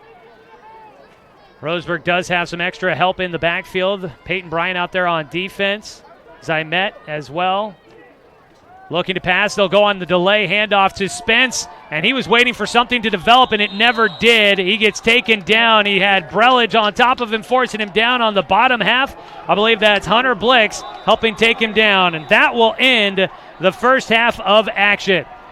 The ball got forced back to the 35-yard line. That's a loss of 6 for Eli Spence.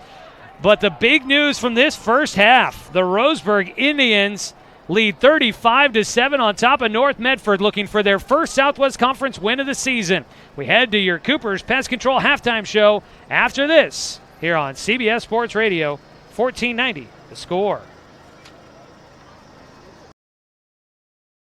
This is Roseburg Football Online at 541radio.com. Thanks for tuning in to this week's game. Here's a look at what's coming up for the Roseburg Indians.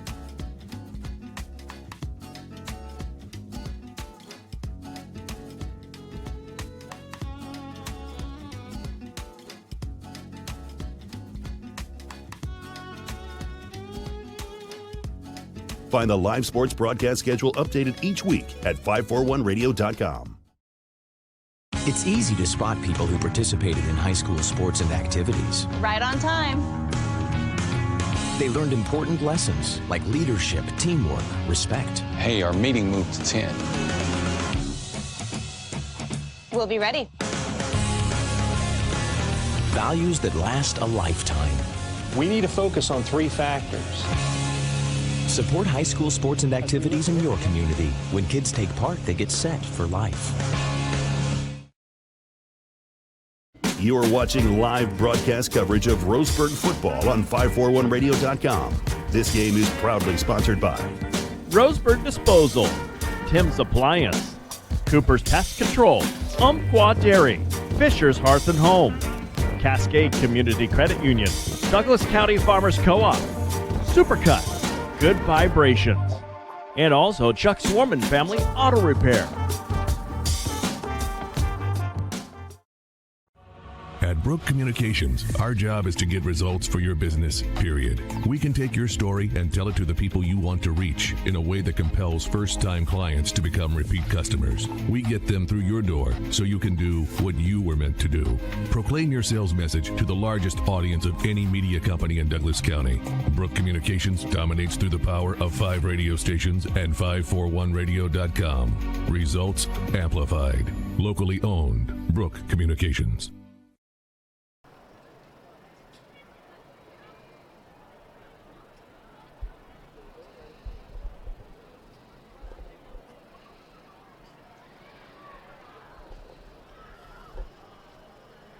Welcome to the Cooper's Pest Control Halftime Show. Roseburg leads North Medford 35-7 here at Finlay Field tonight. A beautiful night for some football, and Roseburg has made it a fun one. The Indians up by 28 points, their largest lead, I think, of any game this season, if I remember correctly, and definitely their highest scoring half of the year. And here at home, this Roseburg team, which we came in talking about how they've been shorthanded, suspensions with a couple of guys getting kicked off the team, injuries taking their toll. This was a team that didn't have a lot of depth to begin with. They made the most of what they had, but tonight they are doing a fantastic job of almost playing North Medford football.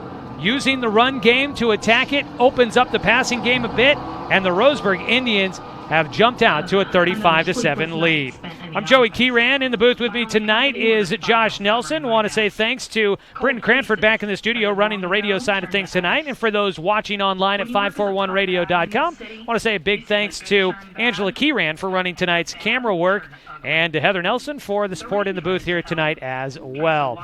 We welcome you into tonight's broadcast of Roseburg football. Josh, this first half, to say it was unexpected is kind of understating it. We know Roseburg had, to start out the year, we thought that this team had the talent to compete with most teams in the Southwest Conference, but we didn't know if they had the talent and the discipline and just the lucky breaks to be able to be a successful team in the Southwest Conference this season.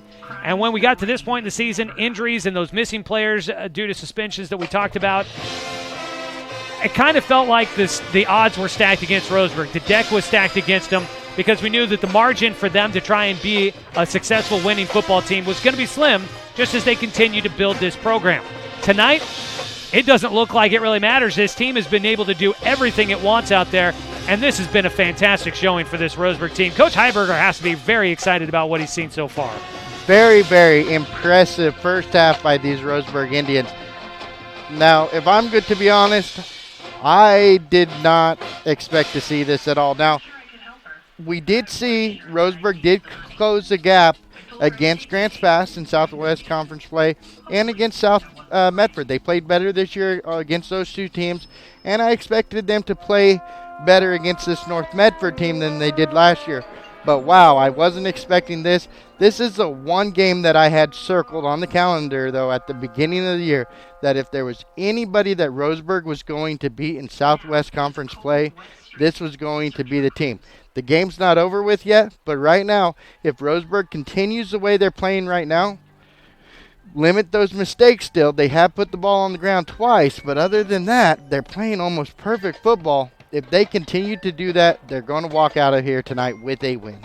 They've definitely put themselves in a good spot. Now, we've mentioned it a couple of times. Last week, for this North Medford team against Grants Pass, they were trailing 14-0 in the first half, but scored 2 passing touchdowns to tie it up at halftime. North Medford was down 21-14 early in the third quarter, but scored the next 23 points to take a 37-21 advantage against Grants Pass.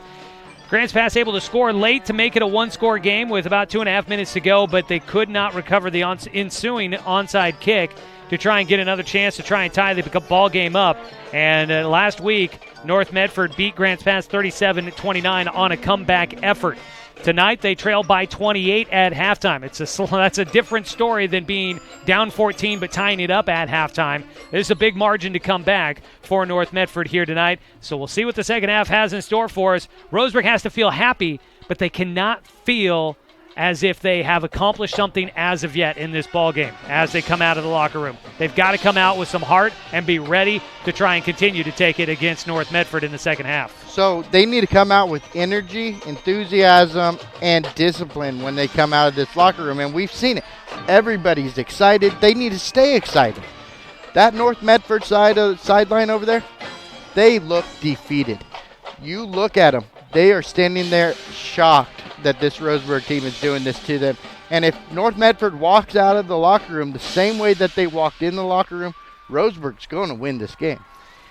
We will break down some of the numbers, the drive charts, the stats from the first half, and have that for you when we come back as we continue on with the Cooper's Pest Control halftime show. Before we go away, want to remind folks that coming up tomorrow, the Roseburg Mat Club has its annual dinner and auction, and they still have tickets available at the door. It starts at 5:30 down at the Douglas County Fairgrounds. That's coming up tomorrow. So if you are looking for something to do, some entertainment for your evening tomorrow, get a great dinner, support a great cause, and have a little bit of fun tomorrow night. It's the dinner and auction. You could go down and find something fun to purchase, as well as support the Roseburg Mat Club, which supports Roseburg wrestling, not just at the high school level, but from 5 years old up through the high school. They have paid to send wrestlers all over the country and the world.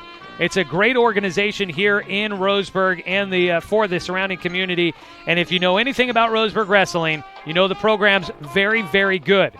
And there's a reason for that, because of people that help out with things at the Roseburg Mat Club to start it at a very young level. So want to let you know that coming up tomorrow at 5:30, it's the Roseburg Mat Club Dinner and Auction down at the Douglas County Fairgrounds. Tickets still available to get in at the door. So help out and enjoy a fun evening with the Roseburg Mat Club coming up tomorrow.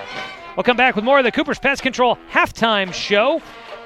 Cooper's Pest Control, your locally owned bug assassins with great low rates. Give them a call at 673-0363. Back with an Umpqua Dairy stat update after this 2-minute break on CBS Sports Radio, 1490. The Score. This is Roseburg Football Online at 541radio.com. Thanks for tuning in to this week's game. Here's a look at what's coming up for the Roseburg Indians.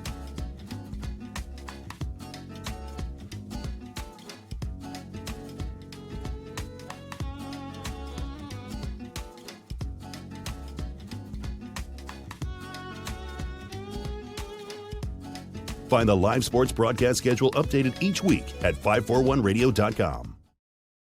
It's easy to spot people who participated in high school sports and activities. Right on time. They learned important lessons like leadership, teamwork, respect. Hey, our meeting moved to 10. We'll be ready. Values that last a lifetime. We need to focus on 3 factors.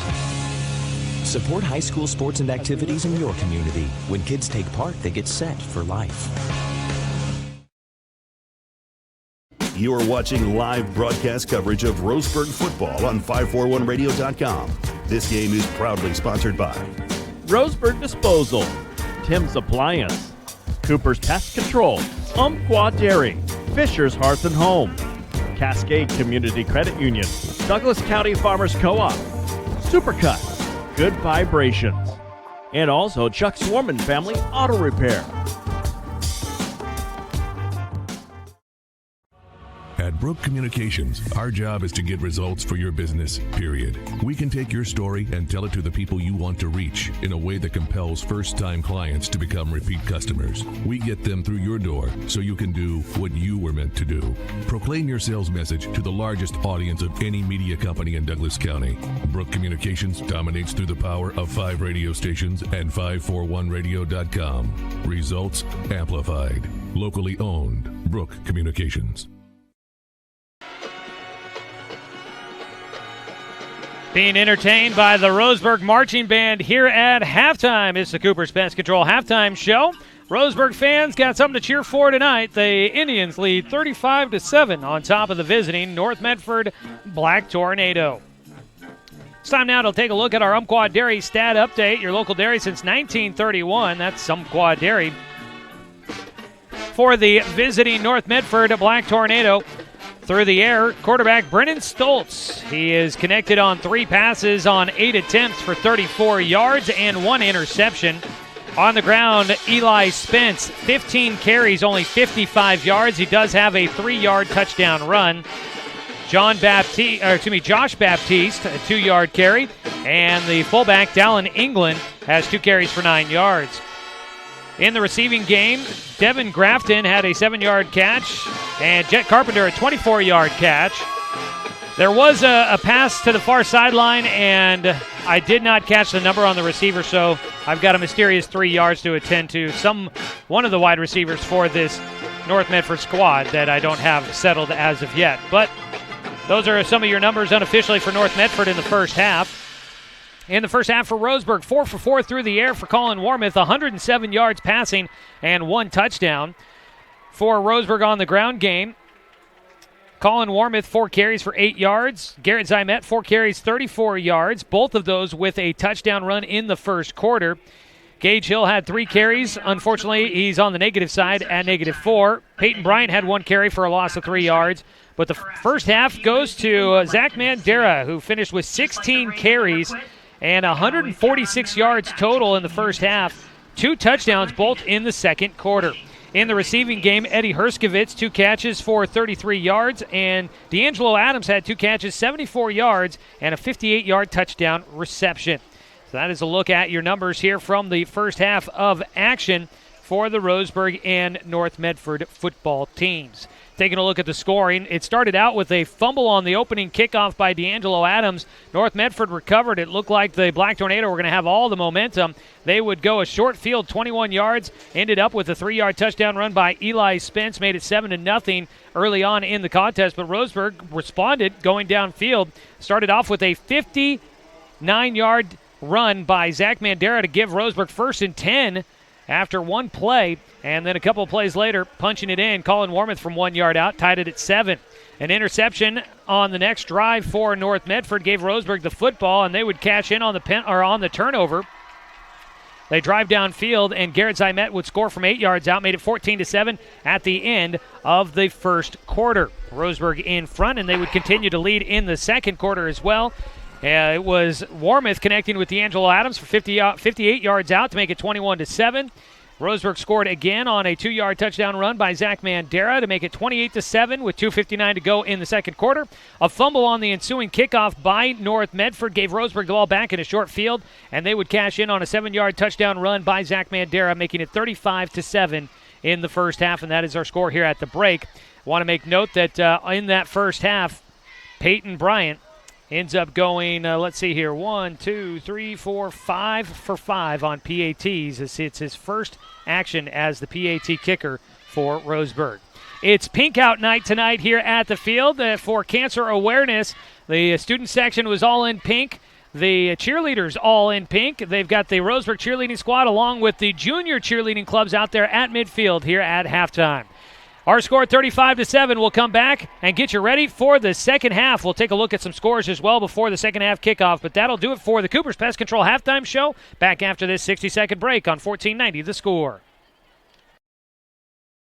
You're watching live broadcast coverage of Roseburg football on 541radio.com. This game is proudly sponsored by Abby's Legendary Pizza, Travel Leaders Flyaway Travel, I-5 RV, Mahalo Heating and Air Conditioning, and Pepsi Bigfoot Beverages of Roseburg. Find the live sports broadcast schedule updated each week at 541radio.com.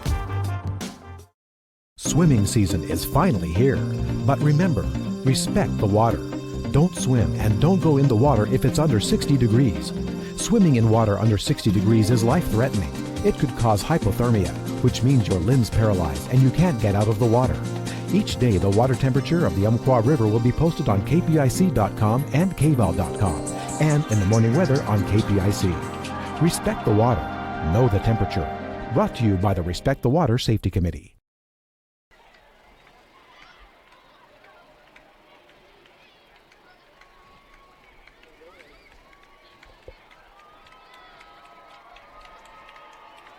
Your second half of action is about to get underway. Roseburg leading North Medford 35-7. Joey Kieran, Joshua Nelson with you here tonight from Finlay Field as we get ready for the second half kick.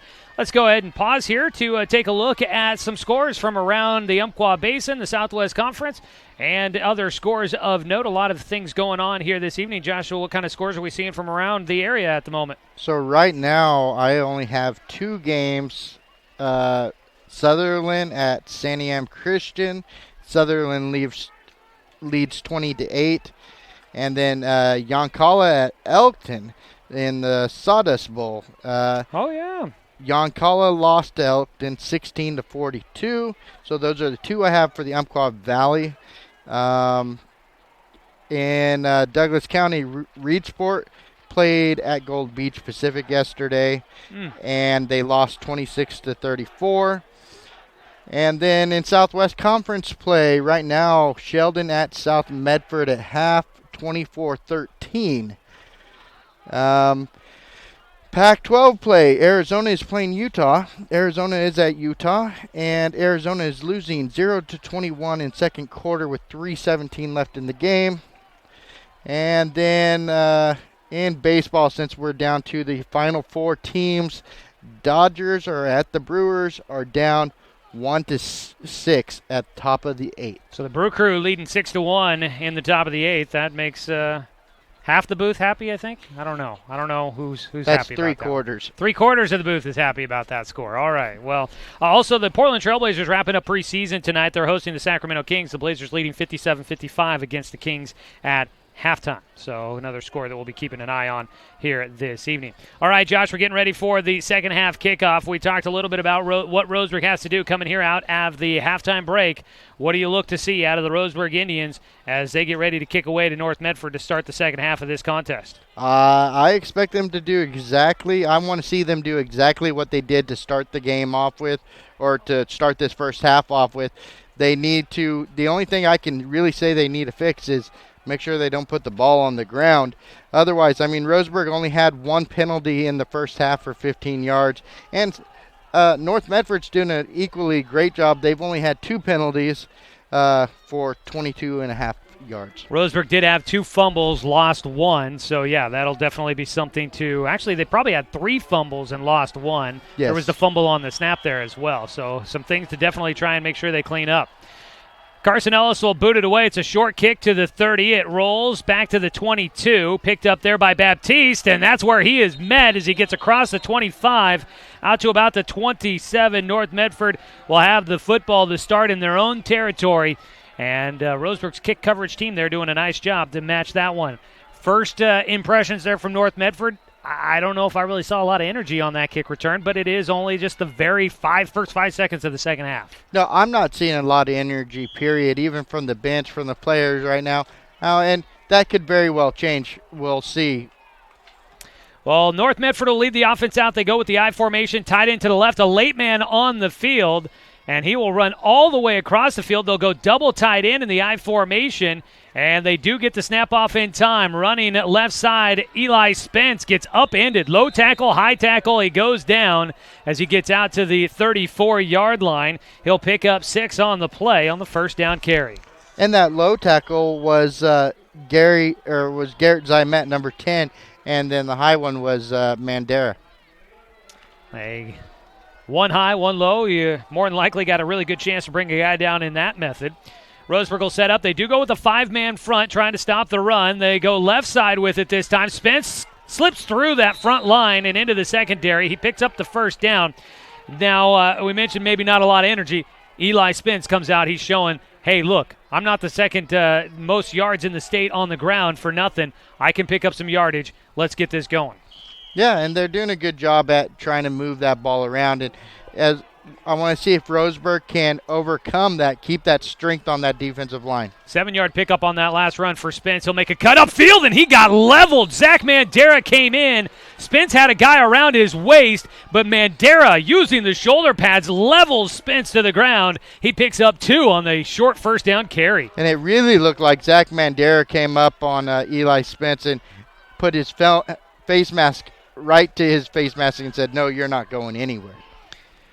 We had some talks before the game, and I said, hey, Zach Mandera has been a stellar linebacker, and I had people assuring me, hey, Eli Spence not easy to bring down. Pass play coming up, wide up over the middle. Carpenter, he has it stripped out of his hands as Colin Warmoth came up with a huge defensive play. Jed Carpenter streaking down the field, almost caught Roseburg flat-footed. Yeah, and Warmoth did a great job at being able to bat that ball away or out of his hands at that last second there. It looked like Warmoth was kind of holding up, but he was just holding up enough so that he could get there to bat that ball down. That'll make it 3rd down and 8 to go for North. That I formation, double tight end. One man split out to the left side. They give it to Spence, following his blockers. Bounces off a couple of guys, but will come up short of the first down by 4 to 5 yards. He gets out to the 46, and it's going to be 4th down, and it looks like the punt unit coming out. And Eli Spence is having to work for every single yard. All right, and he's acting like he got hit in the face a little bit or something right now, walking off kind of gingerly. And you could tell he doesn't look like a happy man, and he is working for those yards. He is up to about 73, but his average taking a hit tonight. Punt unit out. It is Carpenter to kick it away, and whistles from the far sideline. A penalty flag comes out to stop the play before the punt gets started. Yeah, and that may be on this South Medford side.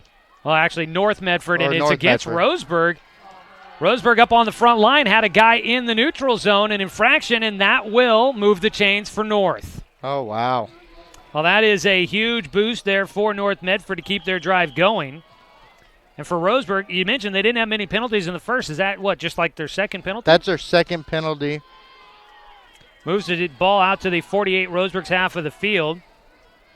So that'll be a 5-yard pickup on the penalty. First down and 10 for North. Spence back out there as the deep back. They'll give it to the fullback up the middle, and England springs free. They'll go with that sneaky handoff to the fullback, and Dallin England, he's actually quite a bit smaller than Eli Spence, but as that fullback, he's been a good blocker, and he shows some quick speed to burst through the line and catch the defense off guard. Just to show how small he really is, in the huddle there, he stands on the back line, and I'm surprised he can even hear the play being called. Well, he gets 12 yards on the ground. First and 10 from the Roseburg 36 now for North Medford. Under center, Stoltz turns. He gives it to the fullback again, running left side this time, and the play works for a second time. Doesn't quite get 10, but I think he's got enough for a first down. Yep, it looks like it's going to be able to move the chains. And with him being so small, he's going to be really hard to see coming through that offensive line for this North Medford Black Tornado. Picks up 10, moves the chains. That's back-to-back double-digit carries for Dallin England, the senior, 5'9", 174. He does average 7.1 yards per carry coming into the contest. So he also can be a highly effective back. They move a man in motion to the left side. That's where they run it. Spence with it, following Blackers, and he'll get down to the 20. Picks up about 6 yards, and now some scuffling after the play. And there's Roseburg player was down, but I think it was just because there was too much action going on around him. He couldn't get up. And Zach Mandera, I think one of the officials may be having a conversation with him. No flags out, but Mandera throwing up his hands like, what did I do wrong? Yeah, Mandera was on the bottom of the pile, and Eli Spence was pushing him down, trying to get up. And I think Mandera kind of was trying to pull him back down on top of him. Might have been, either Mandera or his teammates taking exception to that. Second down and about 4 to go for North. They'll move a man in motion, left to right. That's an extra blocker out there. Spence will get it, but he only goes back to the line of scrimmage, and it's Clayton Brelage who will get in the backfield to help trip up Eli Spence for no gain. So I want to point out something, that England is only 5'9", 174 pounds, where Spence is 6'5", 217 pounds. Now, England is playing the fullback. Normally, it's the opposite way around. So the big body guy can block for the running back, and it kind of looks a little awkward out there just looking at it. Spence is the second-team all-conference selection last year as a wide receiver. He has been all over the field for North over the last couple of years, and he has found a nice niche there as the running back here. As movement maybe up along the front line, Roseburg comes up pointing. The flag comes from the near side line judge. Who jumped first? I'm pretty sure it's going to be North Medford there, and it is going to be. North Medford, a penalty to move him back 5 on what was going to be 3rd down and 4. It's now going to be 3rd down and 9. Roseburg trying to get another stop in Roseburg territory against North Medford. Roseburg got a couple of stops in their own territory in the first half. The defense has been playing really well here tonight. Ball back at the 25. They've got to get it to the 16 for a first down. Running left side, not going to get free. And in the backfield, Rourke Martin bringing down Eli Spence. He actually loses yardage, and it'll be 4th down and 11 for North. And we'll wait to see what they decide to do here. And right now, no matter what North Medford's deciding to do, there's It's 6 minutes and 57 seconds on the clock left. They've almost taken half this quarter to try to get this score. So North Medford's going to have to start using a little bit of urgency here if they want to try to get back in this ball game. Even if they score on this drive in a couple more plays, it's not a bad result for Roseburg because of the time, you say. They go for it on fourth down, rolling to his right, throwing downfield, had a man open deep downfield but couldn't get it to him. Brennan Stoltz, he is bent over where he launched the ball, a little disappointed with himself that he threw between two receivers. He had a man short that was kind of open and a man deep that was wide open, and he couldn't connect with either one. Turns it over on downs. Yeah, and I think what you're seeing right now is that this is one of the reasons why North Medford continuously runs the ball. Roseburg will get the ball at their own 27 on the turnover on downs, leading 35-7, 6:35 to go in the third quarter. A score here could really boost the Roseburg Indians in this second half, and running hard is Zach Mandera over the left side of the line. Mandera gets it to the 30, picking up 3. And that was a very good pickup of 3 yards because there was a little bit of a fumble between the exchange between Warmoth and Mandera there, so Mandera was really lucky to hold on to that ball. Zach Mandera with his 17th carry of the night. He went for 3 yards. He is nearing 150 on the evening. Roseburg, second down and 7. Blitz coming. Mandera sheds the blitzer. Gets into the line of scrimmage, taken down by a defensive lineman up along that front line. Juan Velasquez, one-on-one, able to bring down Mandera, but he did have to shed the guy blitzing into the backfield. Yeah, he did, and it was a very good bring down of Zach Mandera. He was able to wrap him up and just bring him to the ground. Last week, Roseburg rode Mandera. 18 carries, 122 yards. He's at 18 carries, 150 so far tonight. We're in the midway point of the third quarter. Looking to pass. Warmoth has time. He'll go on the short route to Mandera, leaking out of the backfield. He's got the first down as he goes over a defender, out past the 40 to the 42. Move the chains. Roseburg first down. And very, very good play by Mandera. You could see halfway through that run, he was thinking about going in and making a hit. And against his instincts there, he decided not to, and he brought it even further out up along the sidelines to pick up that first down. Mandera gets 11 on the reception, his first catch of the night. Warmoth's now 5 for 5 on the evening. He sets up in the backfield. He's got Hill as the deep man behind him in the pistol. Mandera set to his right. They'll give it to Mandera. No, run the option. Warmoth is going to keep it. He's going to sprint downfield into North Medford territory at the 45 to the 44, taken down. It's a first down carry, and whistles blow.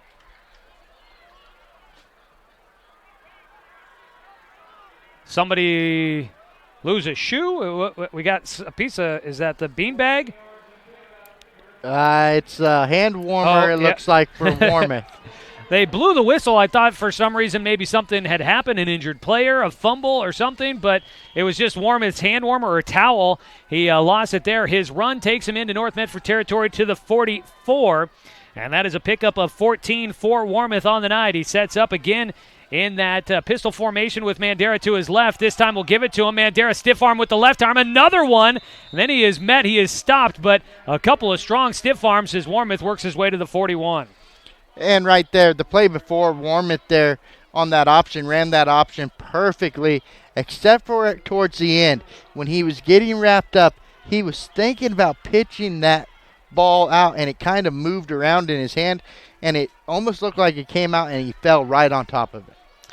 I was thinking maybe a little bit before he got wrapped up, he could have pitched it to Hill out of the backfield and gotten a little bit more, but it still worked out. Quick pass here to the near side after a couple of fake handoffs. He gets it to Bryant, and Bryant trips himself up. He grabs his knee for a moment. The way he went down, non-contact, it looked awkward. I was worried about that leg injury finding its way back for Peyton Bryant there, and now he's hobbling a little bit, but he might just be goofing with his buds. Yeah, he tripped up right there on that number 30, and the way these numbers pop on this field looks like they're raised, so it almost looked like that 3 tripped him. Well, he gets down to the 29. He does move the chains as he picks up 12 through the air from Warmoth This time it's a handoff to Hill running right side. He cuts upfield, slips through one tackle, has a couple of guys on his back as he falls forward. And Roseburg, tonight, the Indians just keep moving the ball at will against the Black Tornado. Yeah, they're moving this ball, like you said, at will. There's not one thing that seems like this North Medford team can do to stop this Roseburg team. And then to see how close the North Medford team played that Grants Pass team just makes you wonder what could have been. Well, Roseburg gets 8 yards on the carry from Hill there. They've got 2nd down and 2. They give it. No, keeper Warmouth weaving through the middle of the defense down to the 5-yard line. He is going to come up just shy as he stood up. But this has been another lengthy drive down under 3 minutes to go here in the third quarter. And Roseburg is just peeling off yards. There is a penalty flag out at the end of that play. Yeah, this one's completely after the play. It is getting chippy between this Roseburg and North Medford team, and it has been since the first quarter. The ball's at the 7 at the moment. That's right around where the penalty flag is as we wait to hear what the call might be. Roseburg football tonight is brought to you by Cascade Community Credit Union, belong to Douglas County. Whitehap coming to give us the call here. The ball is at the 7. Waiting still on the call. Unsportsmanlike. It's against North Medford. And we'll wait. Is there... Oh, and they have ejected a player for North. 50. Who'd they eject? 52? I did not see a number given. I didn't see anybody walk off. The officials are still meeting.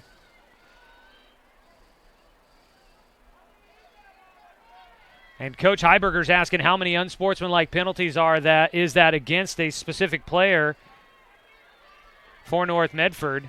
And that's why I think we've got the ejection, is if you get so many, you're kicked out of the game. Yeah, if you get more than 2 unsportsmanlike, I believe. They're going to move the ball half the distance to the goal line. And it looks I like believe the one that's number 8. Yeah, I believe number 8 has been kicked out of the game, ejected for the unsportsmanlike penalties, and that's Cole Zoller. So Roseburg, they got the penalty. It was down to the 7, and they marked it down to the 3.5 because of the penalty. So half the distance, about 3.5 yards.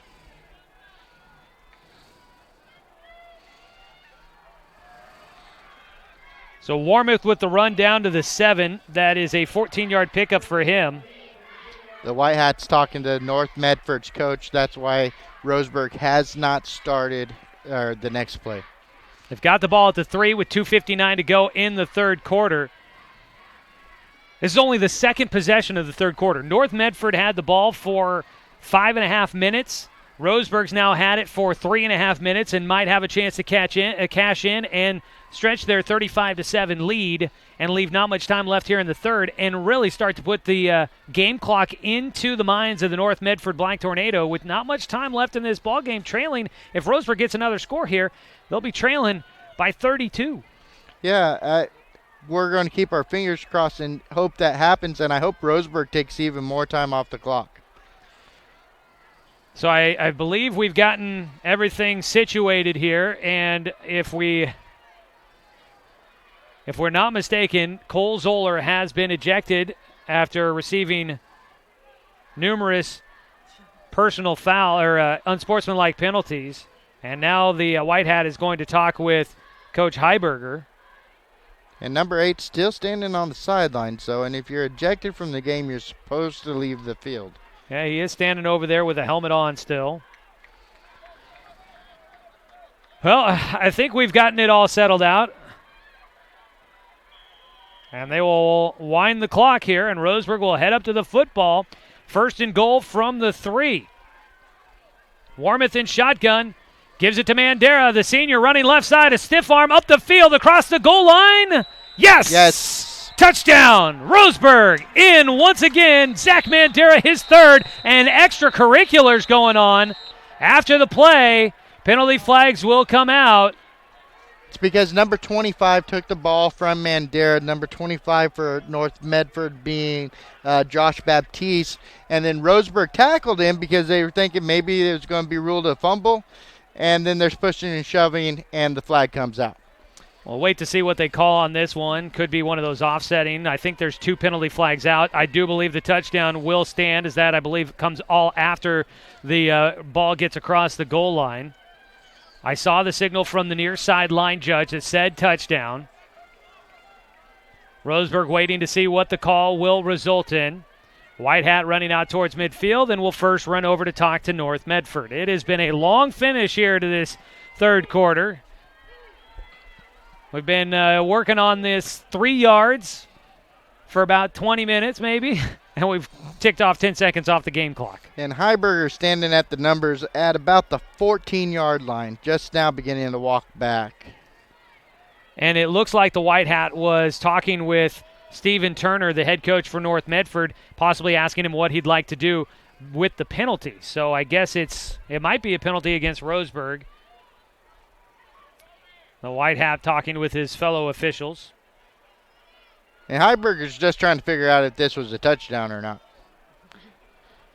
Well, while we again have a break in the action, I want to let you know tonight's game brought to you by DC Farmers Co-op, where everyone's welcome to shop. And now the officials will come over to talk with Coach Heiberger. And Heiberger turning back to his... It is a touchdown. It is, yeah. There we go. Roseburg in the end zone. Then it's a dead ball foul, unsportsmanlike penalty, and it is against Roseburg. And I believe that'll be on the kick. That'll be on the kickoff, I would imagine. Which I'm surprised that's a personal foul because North Medford had the ball and Roseburg tackled the North Medford guy, and he just did it in case they wanted to rule that as a fumble. I would not have thrown the flag on that play. 2:49 to go in the third quarter. Roseburg punches it in to lead 41-7, and actually the penalty yardage goes on the PAT here. So Peyton Bryant's going to try and kick this one from 35 yards out, and he has not kicked a PAT or a field goal from this distance all season. In fact, he just started kicking PATs tonight. His kick has the distance. It's good! A 35-yard PAT for Peyton Bryant puts Roseburg up 42-7. 2:49 to go in the third quarter. Back with more after this 30-second break on 1490 The Score. You are watching live broadcast coverage of Roseburg football on 541radio.com.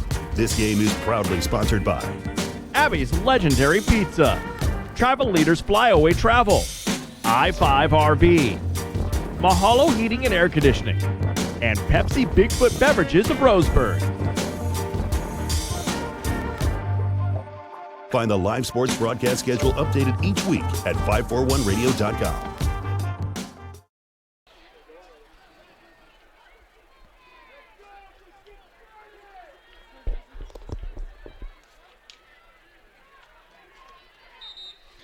Third rushing touchdown of the night for Zach Mandera makes it a 42-7 score. And you got to give credit to Peyton Bryant. He was the backup kicker coming up into the season.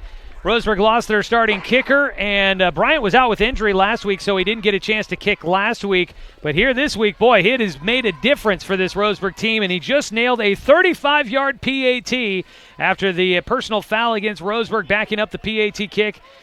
The Tribe says, we can do this, and they punch it through. Now up 42-7. Still 2:49 to go in the third quarter. Kicking away now is Carson Ellis. He'll do a soft toe kick. It'll go into the middle of the kick return team for North Medford. Falling on the football, that is going to be Dallin England, and that'll give North Medford the football at their own 31-yard line. So for North Medford, time starting to become a factor in this ball game. Yes, time is becoming a factor. They're going to have to move the ball down a lot faster. That may mean they have to throw the ball. And so far, we've seen that North Medford cannot throw that ball very well. They have not done a great job tonight. 3 for 9, 34 yards. 3 for 9, 34 yards, and an interception for Stoltz. He's going to try and throw on first down. Has Carpenter open, and did he stay in bounds? No, he did not. He goes out at the 40 or 36-yard line. He would have scored if he was able to stay in. One-on-one coverage, and he beats Colin Warmoth. And North will get the ball into Roseburg territory. The nice thing for Roseburg, they've got a little bit of cushion to work with. And that was a different formation that North Medford has shown all night. They actually had 3 wide receivers out there on that formation. A score update just for you know. The Dodgers are now bringing it back 4-6 against the Brewers. Top of the 8th. That was a 23-yard reception on the pass play to Carpenter. They're going to try it again, the opposite side of the field, and that one incomplete. And Colin Warmoth, immediately after the ball falls incomplete, looks back to his bench wondering, where is his help? Who has this man? Carpenter continues to get open.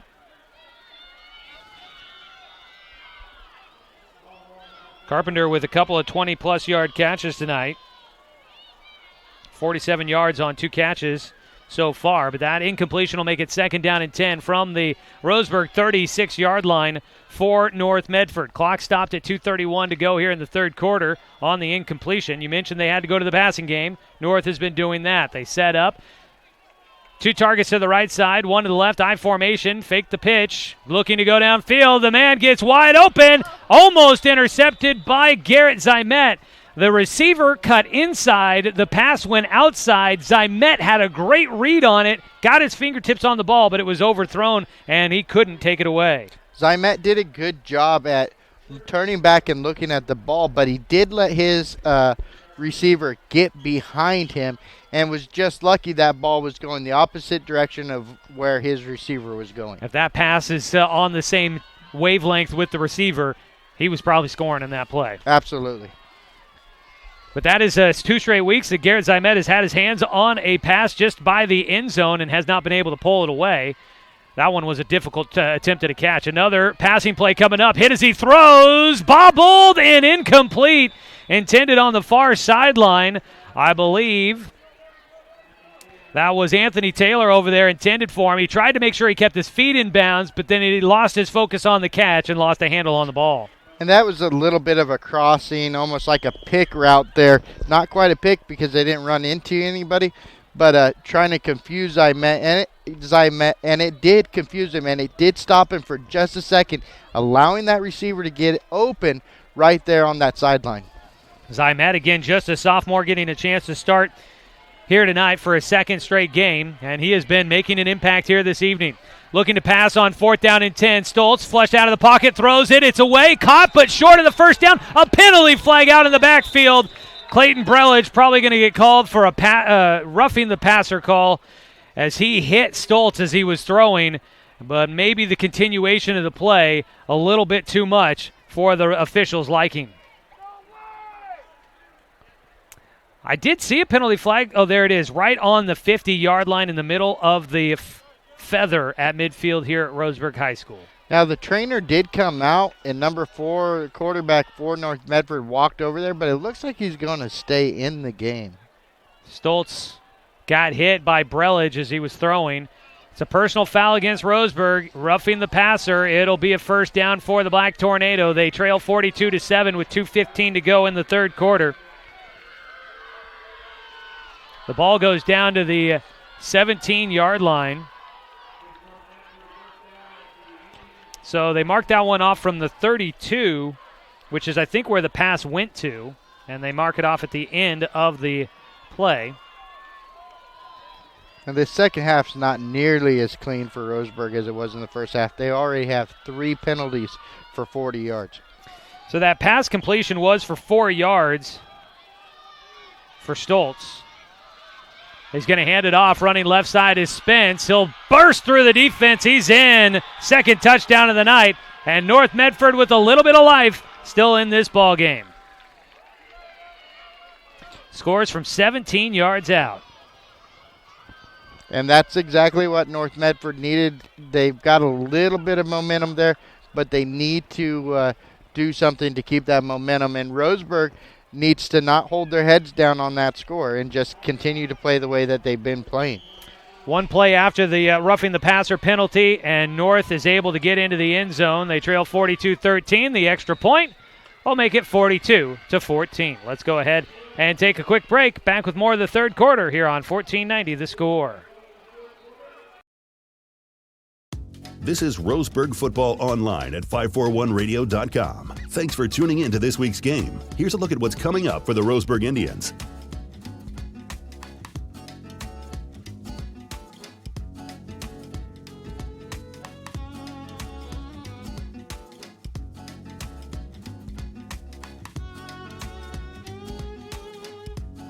Find the live sports broadcast schedule updated each week at 541radio.com. Not know who got it. Dang it.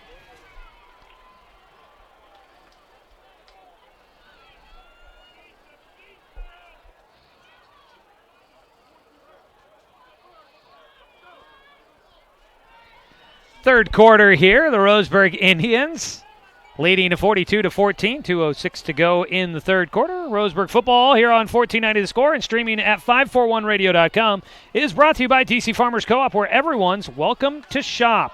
So North gets their first score of the second half. In fact, it's their first touchdown since they scored on their first possession of the game with 11:38 to go in the first quarter. That was the first time North Medford was in the end zone. They have not been in until 2:06 to go here in the third quarter. They get a little bit of life, but still trail 42-14. They kick it away left to right on your radio dial. Roseburg deep to return. It's an onside kick, and Roseburg's ready for it. Riley Colberhouse falls right on it at the Roseburg 48-yard line. North already getting into a bit of a desperation mode, trying to get that onside kick and get the ball back quickly. Yeah, with how quick that first 6 minutes ticked off the clock, North Medford's got to be concerned about the time left, although it has slowed down quite a bit since that first 6 minutes ticked off the clock. Well, and their offense, the way we've seen it all season, isn't necessarily built to score quickly. They've been more of a ground and pound and just move it down the field in chunks. Handoff on first down for Roseburg. Zach Mandera with it. He'll cover up the football. He has stood up, but he continues to push the pile. He'll end up with about 1 yard as he gets it to the 50. And that'll be about it, but he keeps the clock running and hangs on to the football as they will put him right at the 50-yard line. For Zach Mandera, that is now 21 carries on the night. And Roseburg will, I assume, hope to run out the third quarter clock with this possession. They've got it down to 1:30 here. Warmouth in shotgun with Hill to his left, trips to the left side of the formation. It's going to be a keeper for Warmouth. His stutter step in the backfield. Now he gets some space going after his legs. Coming up to make the tackle, Luke Pugliano takes down Warmouth, but then a defender down for North Medford, and that is Jet Carpenter, but it gets a hand from D'Angelo Adams and is able to pop up. And the whistles were blowing. I don't know if there was a timeout called or if they were calling an injury timeout. If that was the case, Carpenter would have to go out of the game. Warmouth picked up 1 on the carry. They're talking to the White Hat right now. Warmouth 37 yards on the night. Oh, there was a penalty out there. Dead ball foul against Roseburg. Man, I didn't even see the penalty flag. It's in the back. It was deep downfield. So Roseburg, another penalty there, and that I think is going to be 15 yards. Takes them back to their own 36. So, yeah, it's 15 yards from the end of the play. Roseburg back to their own 36-yard line. And before the play gets off, it's second down and long. Whistles are blowing. And for as much as we said this game was moving along quickly at halftime, it has gone to a crawl here to finish out this third quarter. Yeah, it's definitely slowing way down, and you could hear one of the Roseburg coaches yelling on that last penalty, "We've got to finish this game," saying stop the penalties because you're already at 4 penalties, 55 yards in the second half for Roseburg. It's going to be third down and long here for Roseburg. 23 yards to go, and a penalty flag out before the play here on the near side. Officials will gather. We can't get a play off without a penalty now, and it's going to be on the defense, encroachment. The official even tapped the head of the player that was on a knee that was apparently encroaching. Julian Stone along the front line got a nice little pat on his head. It'll be on the defense, 5-yard penalty, and Roseburg will have the ball out at their own 41. So back-to-back penalties. Ball moving without even a snap of the football. Warmoth in shotgun, Hill to his right. He's got Zymet and Adams to his left, looking to set up a screen. Double clutch, a pass is incomplete to Peyton Bryant. He had room to work, but he just didn't keep the football in his frame of vision and lost the handle on the football there. The incompletion, first of the night for Colin Warmoth. And that's a drop, not an incompletion. So Roseburg will send the punt unit out for the first time tonight. Warmoth out. That would have opened up clearly for at least 10 or 15 yards. May not have moved the chains, but it would have at least gotten them a little bit closer to midfield. Warmoth gets a punt away, angled to the sideline, bounces at the 29, takes a Roseburg bounce to about the 25, and they will pick it up there. So Roseburg punts for the first time, and it's a good one from Warmoth. Flips the field with 51 seconds to go here in the third. 51.5. Well, inquiring minds may want to know, Josh, you got any updates on that baseball playoff game? I haven't seen anything right this second. Let me see if I can find something on it. It looks like bottom of the 8th, 4-6. Dodgers 4, Brewers 6. I had somebody tell me that they didn't like the way you gave scores. 6-4. Brewers are leading the Dodgers. You keep saying 4-6. I am going according to the way it's... Play on the field here. Let's get back to it. Oh, penalty flag comes out. It's going to be pass interference on Isaiah Moore, who knocked the ball away, intended for Devin Grafton. And yet another penalty flag to slow down this third quarter. And let's confirm that that's pass interference, because normally the line judge does not throw a pass interference flag, and that's who it came from right this second. Officials gathering to talk about it. His final 3 minutes of this ball game have really taken a while. Pass interference is the call against Roseburg. He moves the ball out to the 41. 15-yard penalty. So now that's 5 penalties for 70 yards. After a very clean first half, the officials have found their flags here in the second half. 46.7 to go in the third quarter. Stoltz under center. Fakes the pitch to Spence, looking to pass downfield. He's got a man down the middle of the infield, and it is incomplete. I think you got baseball on my mind down the middle of the infield. It was intended down the middle of the football field for Anthony Taylor, who stops to get a couple of push-ups in after that pass too far out in front. And right there, Warmoth is way up on this field. He's not playing it back like the safety should be. Warmoth should be the last stop right there in the backfield there. The last person to go through, and he wasn't on that one. Looks like Zymet playing deep as a safety now for Roseburg. Second down and 10. They'll pitch it to Spence running left side. He ducks his shoulder, bounces off of Mandera, and now will get taken down. Zach went in trying to knock Spence over, and Spence just bounced off of him. He took a hit, but he kept on moving downfield. Both Mandera and Spence there are battling each other. They are trying to see which one is the toughest, hardest hitting player out there between the two of them, and that time Spence won that battle. With that 7-yard carry, Eli Spence gets over 100 yards here tonight, 101 unofficially. One more play coming for North Medford. 3 seconds to go before the end of the third quarter. Penalty. No, penalty flag with 1.7 on the clock as the snap was just getting underway. Just to drag out the third quarter just a little bit longer. They'll make the penalty call quick, and it's against Roseburg. It's encroachment on the defense. And yet another penalty for the Indians. And it'll move the chains and move North Medford into Roseburg territory with 1.7 on the clock. The ball will sit at the Roseburg 47, but that'll be the end of the third quarter.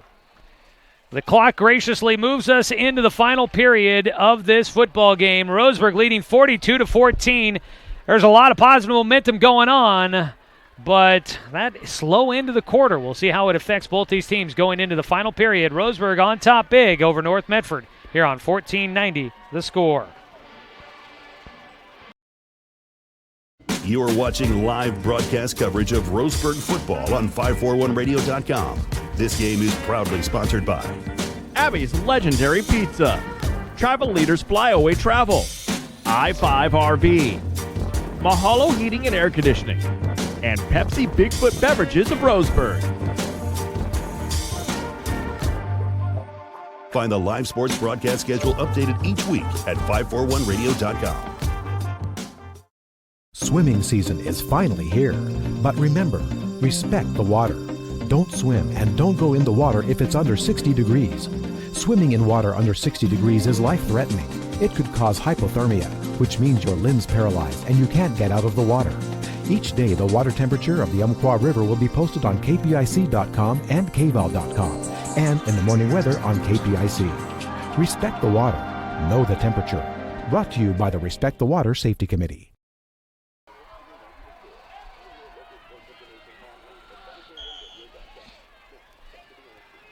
(42-14) is our score as we start the fourth quarter. North Medford with it first down, and they will run the ball. I believe that should be there's confusion. Well, it was a run from Spence out to the 47, but what down is it supposed to be? It was said first. I think it was supposed to be second down. It said it was first, but it was 1st and 7. And on the Roseburg sideline, they're trying to say that it was supposed to be now 3rd down. They had the penalty that moved it 5 yards against Roseburg. I think that penalty from Roseburg was what moved the chains. So it should have been 1st and 10. And I think it should be. Yeah, it should be 2nd down now. The ball should be at the 47. The ball should have been at the 47. They snapped it from the 49. This happened also in one of the last games. I think it should be second. I really think they should redo 1st down because I think the ball was supposed to be on the 47 and be 1st and 10. Yeah, but they snapped it from the 49. Well, no, they snapped it from the 47 and it was 1st and 7 yards. Yeah, no, this is not. It should be 2nd and 10 for Roseburg. This is a second time, and I don't want to harp on these officials. I know they are very much needed part of this game, but this is 2 weeks in a row where not 2 weeks in a row, but this is 2 games this season where we go from the end of a quarter to the next quarter and the sticks are not right. And I don't know whose responsibility who that is, but this is twice now that we've seen here at home where they cannot get the alignment of the sticks and the down and distance correct as they go from one quarter to the next. 42-14, 11:30 to go here in the ball game. Our game tonight brought to you by Good Vibration Solutions for home theater and automotive audio. You can feel it at Good Vibes. I believe that penalty from Roseburg that ended the third quarter pretty much made it 1st down and 10 from the 47, so that's where it should have been. But they had it 1st down and 7 from the 47.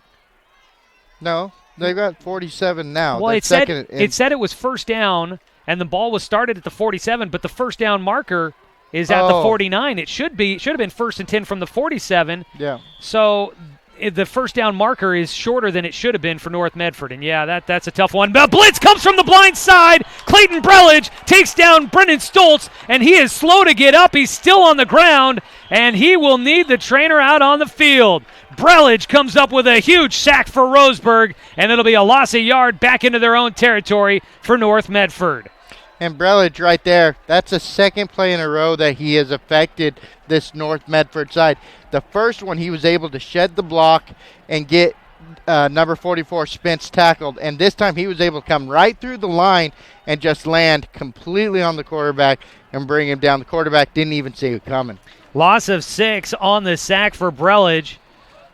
Clayton Brelage had 4 tackles last week, 2 for loss. He gets his first sack of the night.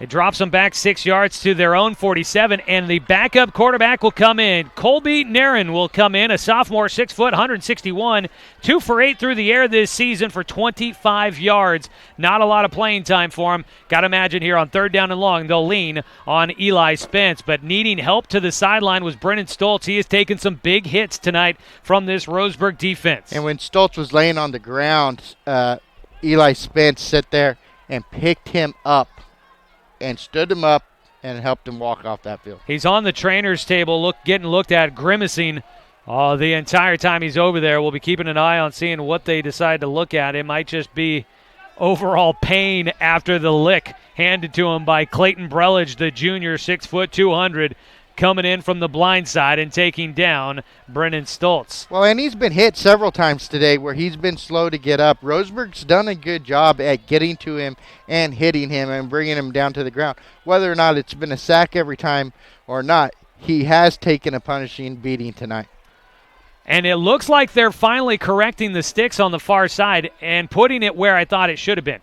The snap on the first down, and it should have been first down, and the snap, I think, all came at the right spot. The sticks just weren't in the right spot. They were giving North Medford credit for 3 yards they hadn't gained, basically, because they had the sticks set up behind where they should have been. Now they're actually moving them to where they should be, and with the sack, this actually hurts North Medford because now they've got further to go to try and get the first down on a 3rd down and long after the sack, and this is why we have a delay in the game here right now. That's exactly where, for those watching at 541radio.com, that's where I thought the sticks should have been. The start of the chain at the 47, meaning that the first down marker's the 37, but they had it set up where it was at the 49 and the 39, and that's where the confusion was. And now I think they've got it set right. I think the downs are right. Now the distance is right. I think we're all square.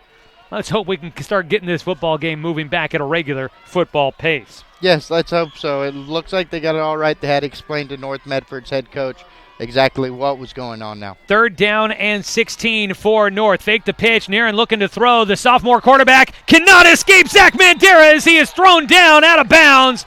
Rolled up over the top of Zach, senior versus sophomore, and the experienced linebacker from Roseburg comes up with a huge tackle for loss. And again, Brelage was coming in and giving a rush, rushing that quarterback right there, allowing Mandera to come in and finish up the tackle. That's a loss of 10 for Nairn on the sack. And it pushes North Medford back in. Any momentum they were starting to pick up on that drive, they've lost it. Punt unit back out. And whistles blow as there's a penalty flag from the far side.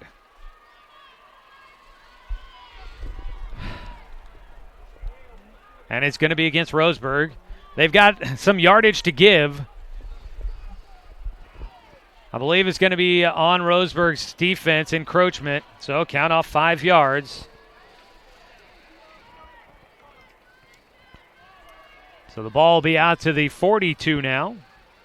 Roseburg, I just heard from the coach's box next to us. How can we be offsides on a punt? 4th down and still long. Carpenter to kick it. He gets a good boot behind it. It's Warmouth, the deep man, to try and return. He waved for a fair catch, now tells everyone to get away from it. And the ball will go out of bounds at the 17-yard line. Roseburg will have the football. But they force a punt out of North, and Roseburg will get the ball with 10:46 to go in the ball game, and a chance, if they can wear down the clock, to really start to put this game away. And I wouldn't be surprised right now if Roseburg tries to run this ball and just take time off that clock, as much time as possible. Oh, and it doesn't look like Mandera is going to be back out there on this play to help with that rushing.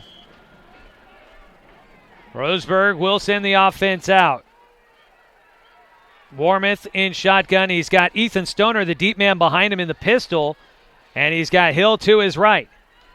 2 targets to the right side. Ellis, the man, spread out wide. They'll give it to Stoner running over the right side. He makes a cut back towards the middle to get around one defender and into the secondary. He's taken down by his ankles, but not before he gets close to a 1st down yardage.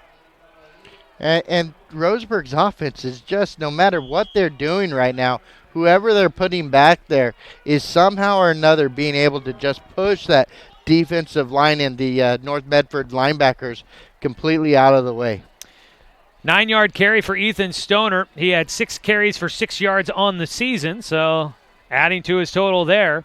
Sets it up 2nd down and 1. Roseburg trying to wear 10 minutes off this clock as they lead 42-14. Handed off. Stoner looking for the first down. Needed the 32. I think he's right on top of it.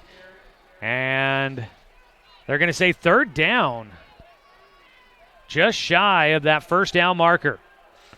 Wow. Just shy by the official was saying that was 3rd down without even looking, and I think they're going to, they will move the chains now.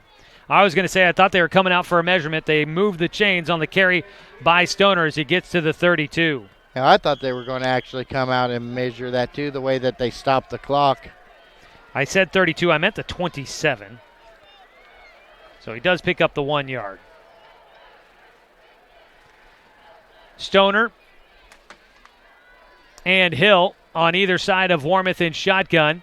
They've got a stack formation to the left side. Adams in front, Bryant behind him. Spread out wide. They'll give the ball. It's Hill. That looked like it might have been almost a broken play. A bit of a fumble on the snap by Warmoth.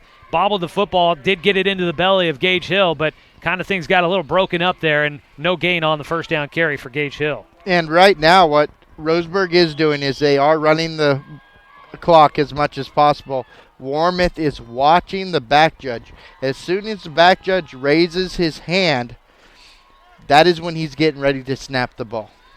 Well, and he is taking the time off the clock. 8:52 and counting. Roseburg nearing their first Southwest Conference victory. Warmoth in shotgun, trips to his right. Zymet, Bryant, and Ellis. And they'll give it to Mandera, who's come in, and things open up for him. He sidesteps one defender down the sideline. He's got the first down and a high tackle out of bounds. And Mandera will just shrug off the defender and head back to the offensive huddle after getting taken down on a bit of a high tackle, but he does not care. Give it to him. He carries the rock for a first down. 8:36, and Roseburg sniffing victory here tonight. Wow, and that was very, very close to North Medford grabbing the face mask. And I'm not sure that the North Medford defender did not grab the face mask at the last second where nobody could really see it. Mandera nearing 200 yards. He's got 180 and 3 scores tonight. Roseburg has not had a rusher go over 200 yards on the season. Quick pass after a fake option in the backfield to Bryant on the far side. And his juke move was able to buy him some time, and he gets about 8 yards on that first down play. A little bubble screen out to the far side for Bryant, and it's great to see him back out on the field for Roseburg. Yeah, I am very happy to see Bryant out there participating. He has been a huge help to this Roseburg team tonight with kicking and then being able to receive the ball. He's a little quick guy on that slot position. It's great to have him back.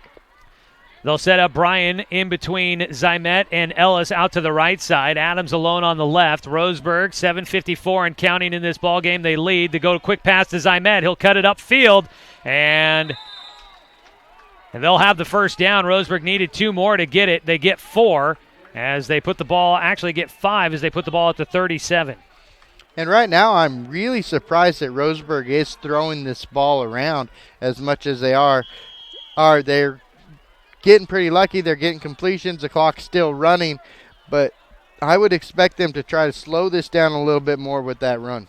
Well, Colin Warmoth has been pretty good through the air. He is 8 of 9 passing, 1 touchdown, 143 yards. And the one incompletion was a drop by Peyton Bryan on a screen attempt. Warmoth in shotgun. He's got Hill to his left. He'll pitch it that direction. He'll get a block. Springs him free over that far side.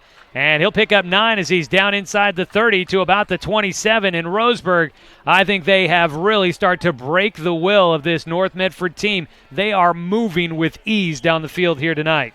Yeah, and Roseburg's playing smart too. Hill there, he could have ran that a little bit further, followed his blockers towards the sideline, but he probably would have been hit out of bounds. And instead he cut it back inside where he was hit and tackled inbounds to keep that clock moving. 9 yards on the carry, 13 total for Hill tonight. He's set to the right of Warmoth. Trips to the right side, and they give it to Hill. Second effort might get him the first down. He's still on his feet. Finally, he's slammed down at the 25, but it moves the chains, and Roseburg continues to hold the possession here against North. Wow, that's really impressive right there. Hill was able to keep them feet moving and power through even after he was stopped. And Hill's only 5'8", 165 pounds. He had 2 North Medford defenders on him, and he was still able to pick up those 3 yards. Hill hard running there. Stays in the game. Mandera on the sideline. He has done plenty of running tonight. They're giving him a bit of a break. Trips to the right side. Moore, Bryant, and Zymet. Adams to the left. Warmouth up the middle. He gives the handoff to Hill, and he is stuffed right in the middle of that front line. It's Matt Bryant on the stop for North Medford, taking down Hill for a loss of a couple. And North Medford was able to read that run completely very well. So right now what Roseburg should do is try to do maybe even that inside screen once again. North Medford bid on that really well. It opened up really well too for Roseburg. So if they can get a completion there, it could go for big yards. Well, and this drive here has worn off 5 minutes off the clock for Roseburg. Down to 5:30 to go. They lead 42-14, and it's starting to look like this is getting out of reach for the North Medford Black Tornado. Pitch it to Hill running right side. He'll cut it upfield. He stretches the football forward, trying to get as much as he can out of the carry. He's back inside the 25 to the 23, and it'll be 3rd down and about 8 to go for Roseburg. And it looked like number 22, Tommy Hamilton, was the guy that brought him down. And that was Bryant's guy. He tried to hit a block on him and was not able to hit that block, allowing him to come in and make that tackle. Under 5 minutes to play. Roseburg trying to snap a 3-game losing streak, trying to get a win against North Medford in Southwest Conference play. And for Roseburg, that would put them in a tie with North Medford in the Southwest Conference standings. Whistles blow, delay a game. The flag comes from the back judge. Roseburg going to get a penalty against him here. Well, we hadn't had a penalty in a while, and what do you know? It wore off over 5 minutes off the clock. We'll get one for first time on this drive. And Roseburg backed up to the 28-yard line.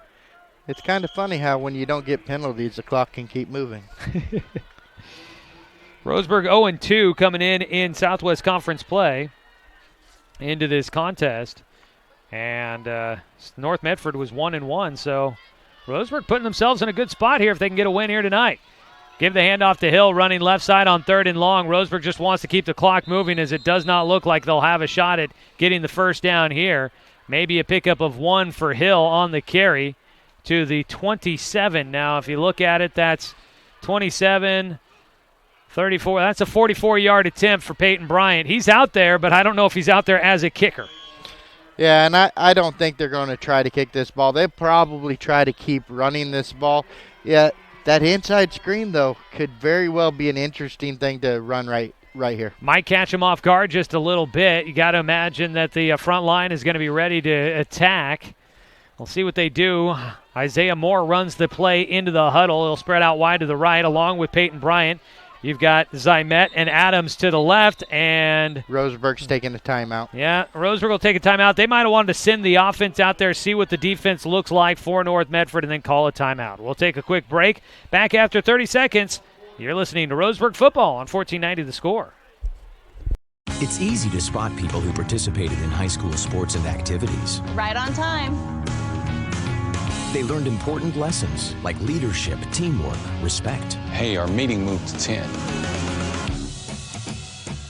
We'll be ready. Values that last a lifetime.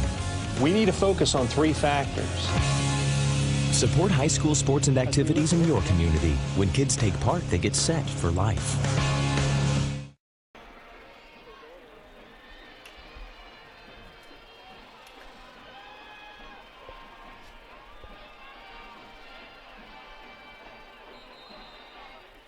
Back for the continuation of the fourth quarter. 3:51 to play in this ball game. Roseburg leading 42-14. Joey Kieran and Josh Nelson with you here on this Friday night.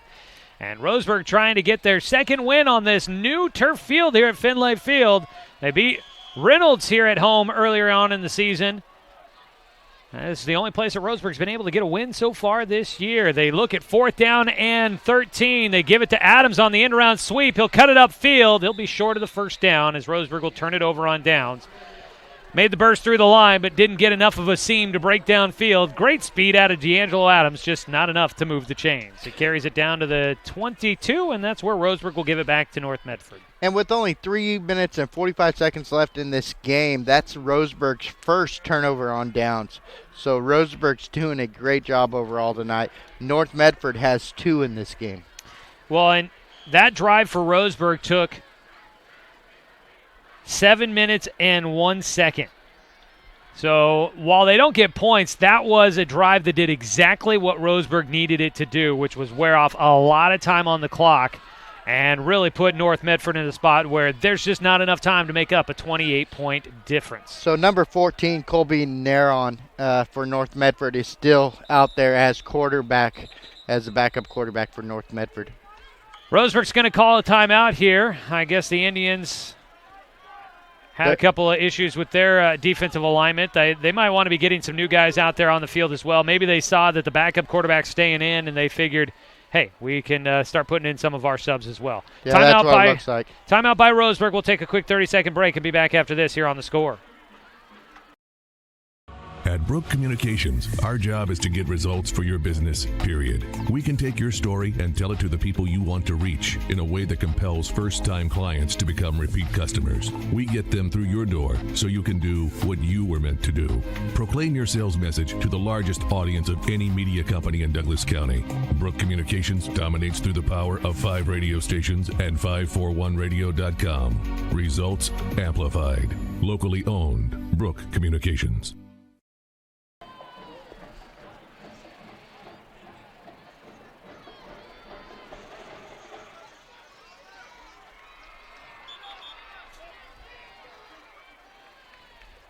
Back for more of the fourth quarter, 3:45 to go in the ball game. Roseburg and North Medford squaring off. The Indians in front 42-14. Starting to get some new numbers out there. We'll try to make note of those as we make our way through here in this final few moments. Fumble on the play. The backup quarterback for North Medford having issues with the snap. Who jumped on it? North Medford got it. The quarterback got it back. It was Naron that gets the ball back in his hands, so he'll recover the snap. Looks like we got number 75, Ethan Palmer, out there. Josh Mendoza's out there. Colin Reitman's getting a chance to play. We haven't seen him for a while. He was playing on special teams, but with injury, he hadn't been out there for a while. Knew he might play some special teams, but wasn't sure if he'd be playing on the defensive side. They go with an I formation for Naron, and you got some backup guys in on the offensive side for North Medford as well. Black Tornado with the football. Looking to pass, Naron dropping back a couple of steps, launching it downfield. The sophomore connects with Devin Grafton way downfield. For a young kid that has looked like he's struggled a little bit to get some of the feel of the game out there, that is a huge pass. That was a huge pass. That's a lot of yards for North Medford right there, but I think it's a lot too little, too late. So that's going to be 35 yards through the air down to the Roseburg 43 as Grafton making the catch on the pass from Naron. High formation, 2:50, clock stopped. Looking to pass again. Another fade route to the near sideline, and it does not make it to its intended target. Trying to connect with Chance Costanzo. So number 53 for Roseburg, Blake Watson is playing defensive end now. Number 31, Jeremiah Mendoza is out there. 43. That's Elijah Norris. We've seen him throughout the season. Still got Gingrey out there along that front line. I believe you mentioned Ethan Palmer as the clock stopped at 2:45. I formation, they give it to the fullback up the middle. Running the ball for North Medford. That is Jaden Sandusky in at fullback. I think that's about everybody new out there. Sandusky takes the ball to the 40, a pickup of 3. Oh, Jonathan Pike is out there too, number 8 at linebacker. In the secondary, still got Peyton Bryant playing at corner. Reitman out there as a safety. And you mentioned Skylar Moore deep in the secondary. Dropping back to pass. Nearing his pass. Intercepted by Bryant. Bryant going to take it the other way. What? Why'd they blow a And whistle? they blew it dead back at the 25. Bryant, I didn't even see him go anywhere close to putting a knee down. No, he didn't. Okay. Well, that one interception. Second interception of the night for Roseburg. Peyton Bryant picking that one off, and no return, apparently. The officials talking. I think that the ball's back going to be at the judge 25. blew the whistle inadvertently, and he kind of shook his head a little bit after he blew it. Like, I didn't mean to blow that.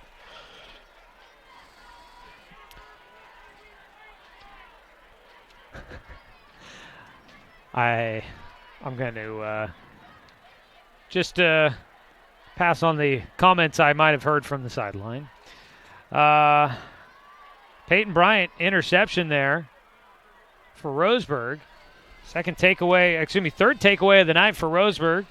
2 interceptions and a fumble recovery on a kickoff.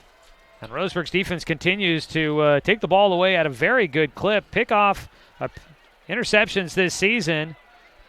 Peyton Bryant, that'll be his 3rd of the season, tying in with Colin Warmouth.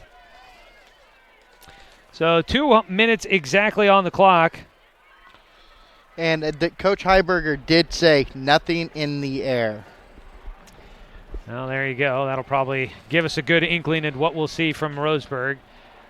You've got Garrett Zymet out there to lead Roseburg's offense, backup quarterback in. He was the JV QB, but he's been bumped up to varsity, getting a lot of playing time. So he'll run things out there. Colin Warmouth getting a break. Gage Hill in the backfield along with Zymet. And it looks like a lot of new guys out there as well. Skylar Moore is a wide receiver. Reitman out there as a receiver. Elijah Norris is a receiver. Out on the far side for Roseburg is Jonathan Pike as a receiver. And right now the White Hat talking with North Medford's head coach Stephen Turner. Gives us a moment to look along that front line. You have got Hunter Hilliard out there still. 52. Well, that's Culverhouse as the center. Ethan Palmer is going to be one of the guards. Got let's see. 75. Blake Watson is a tackle. And 62. C.J. Gale still out there as well. So handful of new guys. Not everybody new along the line, but some. And I don't know what the delay game is here, why we are still not starting this one. That was a clean interception by Roseburg, and they should have had a return, but the whistle blew it apparently dead at the 25. And now it looks like Stephen Turner might be getting in the face a little bit with the official.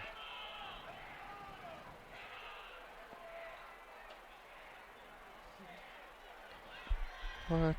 I can't blame time because of the official going back and forth on both sidelines. I really can't blame either coach for not necessarily being the most excited about how things have finished out in this ball game here. It has definitely been a slow pace. Zymet in the backfield. He'll turn and hands it off, and that is Hill. And Hill gets right back to the line of scrimmage, picks up about half a yard. So Gage Hill will get the clock running.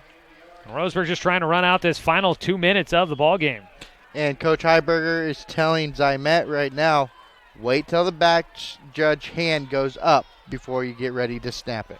Roseburg is on its way to its first Southwest Conference victory of the season. It'll put them into a tie with North Medford in the standings. Both teams will be 1-2 for Roseburg. They'll go to 2-5 on the year. And North Medford will fall to 3-4, and Roseburg with a win here tonight, really doing a number for their postseason hopes. Still 2 games left to play, and Zymet did not get the flag off in time as Roseburg will draw a delay game penalty. And that's going to take him a little bit of time and experience to learn. Watch the back judge. I don't think he quite understood what Coach Heiberger was telling him to do. Oh, apparently I'm mistaken. That's a penalty. That's a penalty against North Medford somehow from the back judge. They have too many guys on the field? They must have. All right, well. So that's a North Medford penalty that moves Roseburg out to the 31.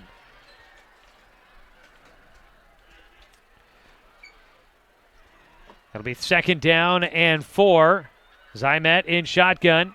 Turns and hands it to Hill. Hill will bounce it out over the right side of the line. He'll get into the secondary, lowers his shoulder across the 45, and he'll move it out to the 47-yard line as Gage Hill, positive yardage to get this one moving again. And I wouldn't be surprised if we don't see a knee here. I wouldn't risk it. 48 seconds left to go in the game. I would not risk trying to get a fumble or anything like that. Roseburg can just take a knee, and they'd probably have to snap it one more time after that. Zymet, they may just run it, though, and just keep working the offense. Zymet turns and hands it, running Newman out of the backfield, and still breaking through tackles, runs into one of his own men, lays him out, and then drags a tackler down to about the 37-yard line for Roseburg carrying the ball. Jeremy Mendoza for the first time this season. Well, Roseburg has used 1, 2, 3, 4, 5, 6, 7. Now 8 different players have run the football for Roseburg tonight. And Coach is trying to say that it's over with. He's trying to walk out to the 50. They're all walking to the 50. The ball game is over. The ball game will come to an end as Jeremy Mendoza will take it 16 yards downfield, and that's all Roseburg needed. And that'll wrap it up.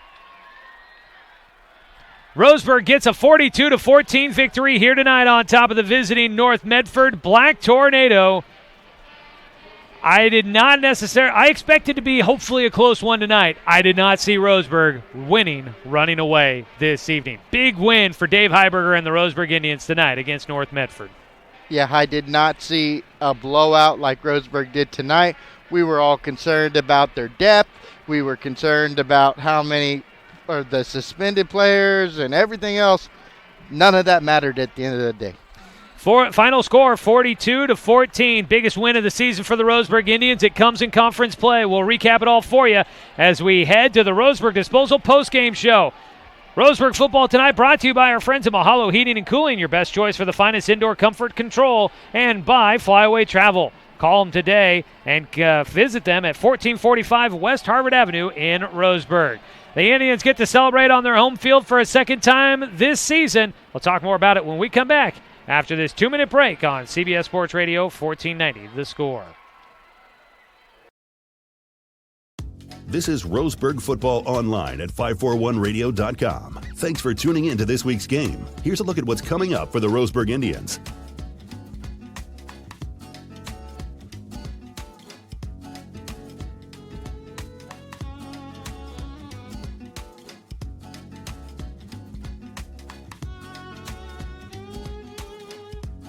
Find the live sports broadcast schedule updated each week at 541radio.com.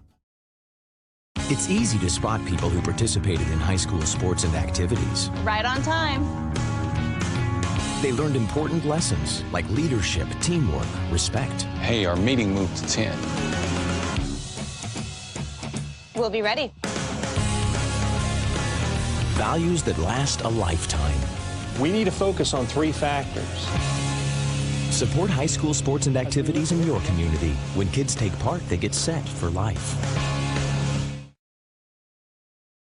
You are watching live broadcast coverage of Roseburg football on 541radio.com.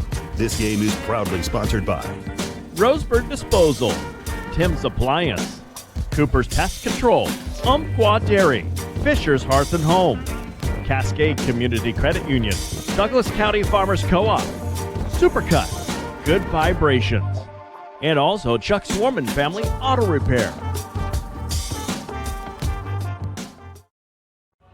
At Brook Communications, our job is to get results for your business, period. We can take your story and tell it to the people you want to reach in a way that compels first-time clients to become repeat customers. We get them through your door so you can do what you were meant to do.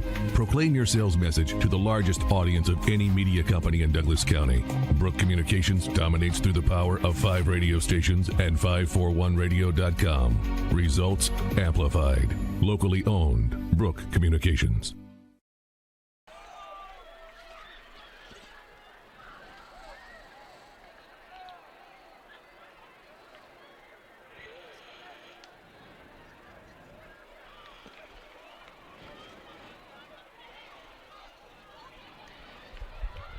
Welcome to the Roseburg Disposal post-game show. Let them make the run to the dump for you. That's Roseburg Disposal. Give them a call at 673-7122. Tonight, your Roseburg Indians are victorious on top of the North Medford Black Tornado. They get to celebrate with the home fans as they pick up their first Southwest Conference win in a 42-14 defeat of the visiting North Medford Black Tornado. Joey Keyran, Josh Nelson with you here tonight. Big thanks to Brenton Cranford back in the studio for the radio productions. And thanks to Angela Keyran for the video production here on site tonight. Taking a look at how this one played out, Roseburg gives up the fumble on the opening kickoff of the ball game. And just 2 plays later, North Medford takes a 7-0 lead on a 3-yard touchdown run by Eli Spence. The extra point was good from Tucker Hauk. And North Medford led 7-0 just 22 seconds into the ball game. But from there on out, it was all Roseburg. The momentum, I don't know when it turned, but Roseburg somehow bounces back after turning the ball over on their first attempt, and they get a touchdown to respond. Start out with a 59-yard run from Zach Mandera to get him to 1st and goal, and they would cash in 4 plays later from the 1-yard line. It was Colin Warmont to score first for Roseburg. The kick from Peyton Bryant made it 7-7 with 9:22 to go in the first quarter. Roseburg would pick off North Medford on the next possession, and they would turn that into 7 points, as this time it was Garrett Zymet, the sophomore, an 8-yard touchdown run, his first touchdown at the varsity level, and the kick from Bryant made it 14-7, your score after 1 quarter of play. In the second quarter, Roseburg adds 3 more scores. Colin Warmont finding D'Angelo Adams for a 58-yard touchdown, made it 21-7. Zach Mandera got his first of 3 rushing touchdowns tonight, this time from 2 yards out, made it 28-7 with 2:59. North Medford fumbled the ensuing kickoff. Roseburg recovered at the 23, and they would go 4 plays to the house, and it was again Zach Mandera, this time a 7-yard run to make it 35-7 at halftime. In the third quarter, Mandera would strike again from 3 yards out. Peyton Bryant's extra point made it 42-7. Roseburg rolling at that point with 2:49 to go in the third quarter. North Medford would get a quick drive down the field, only taking 43 seconds off the clock, and Eli Spence would get his second rushing touchdown of the night from 17 yards out. And it made it 42-14, but that is where the game would come to an end. The second half slowed a bit by penalties and just confusion on the officiating. But it was a game that Roseburg dominated after the opening fumble. They pretty much dominated from the start of this one to the very end. Josh, I don't think we've seen a complete game like that for Roseburg all season long. No, they played all around the full game. They could have hung their heads that first kickoff, and it's fumbled, and it gives to North Medford. North Medford scores really, really quick. They could have hung their heads, and instead they came out and they said, no, we have something to prove. We're not going to be the worst team in Southwest Conference play this year. And they came out and they proved it tonight. There's a couple penalty issues overall. A couple times they dropped the ball on the ground, but otherwise you couldn't have asked for a more perfect game for Roseburg. We went into it knowing that Eli Spence was the second leading rusher in the state, over 1,400 yards. The question was, can Roseburg's defense stop him? They did a pretty good job of that tonight, giving up only just over 100 yards to him. He did have 2 touchdowns. carried the ball a lot, but that was all the offense that North Medford had here tonight, and Roseburg did not let him run roughshod all over him, and they keep him in control, get a lot of great defensive stops, and this Roseburg Indians team picks up a big win at home against North Medford, and that comes after a very tight loss against North Medford last year, only losing by 3 points after Roseburg was in that one till the very end. So Roseburg getting a big win here against the Roseburg Indians in this series. Roseburg leading the series now 21-12. Last Roseburg win came in 2015, and that one was a late one for Roseburg, winning at 36-35. So their first victory in a couple of seasons against North Medford tonight. It has to feel pretty good to be in the orange and black. We'll continue the Roseburg Disposal post-game show. We'll come back, look at some individual stats for you. We'll check on scores from other games around the area and of note, and we'll send you on your way here on this Friday night as we take a look at what's coming up down the line for Roseburg and this weekend in the world of sports. Plenty more to get to as we continue the Roseburg Disposal post-game show. Want to let you know that tonight's game's been brought to you by Mahalo Heating and Cooling and by our friends at Pepsi and Bigfoot Beverages and I-5RV. Visit I-5RV and find your new adventure for as low as 0% down and $149 a month. Back with more of the post-game show after this here on 1490 The Score. This is Roseburg Football Online at 541radio.com. Thanks for tuning in to this week's game. Here's a look at what's coming up for the Roseburg Indians.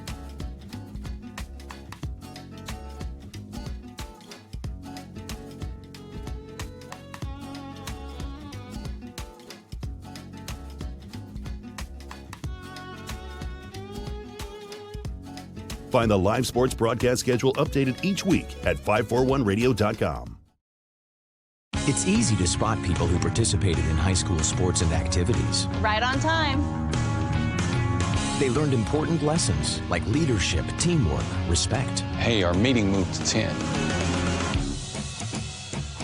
We'll be ready. Values that last a lifetime. We need to focus on 3 factors. Support high school sports and activities in your community. When kids take part, they get set for life. You're watching live broadcast coverage of Roseburg football on 541radio.com. This game is proudly sponsored by Roseburg Disposal, Tim's Appliance, Cooper's Pest Control, Umpqua Dairy, Fisher's Hearth and Home, Cascade Community Credit Union, Douglas County Farmers Co-op, Supercut, Good Vibrations, and also Chuck Swarman Family Auto Repair. At Brook Communications, our job is to get results for your business, period. We can take your story and tell it to the people you want to reach in a way that compels first-time clients to become repeat customers. We get them through your door so you can do what you were meant to do.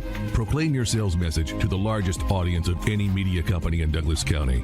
Brook Communications dominates through the power of 5 radio stations and 541radio.com. Results amplified. Locally owned. Brook Communications.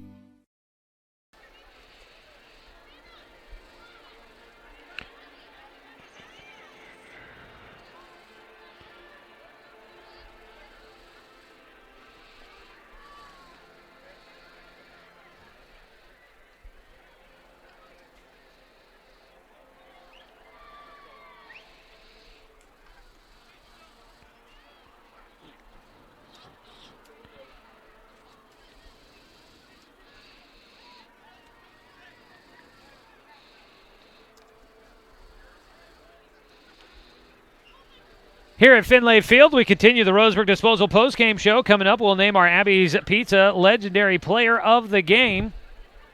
As I get dive bombed by a moth there, that went right at me.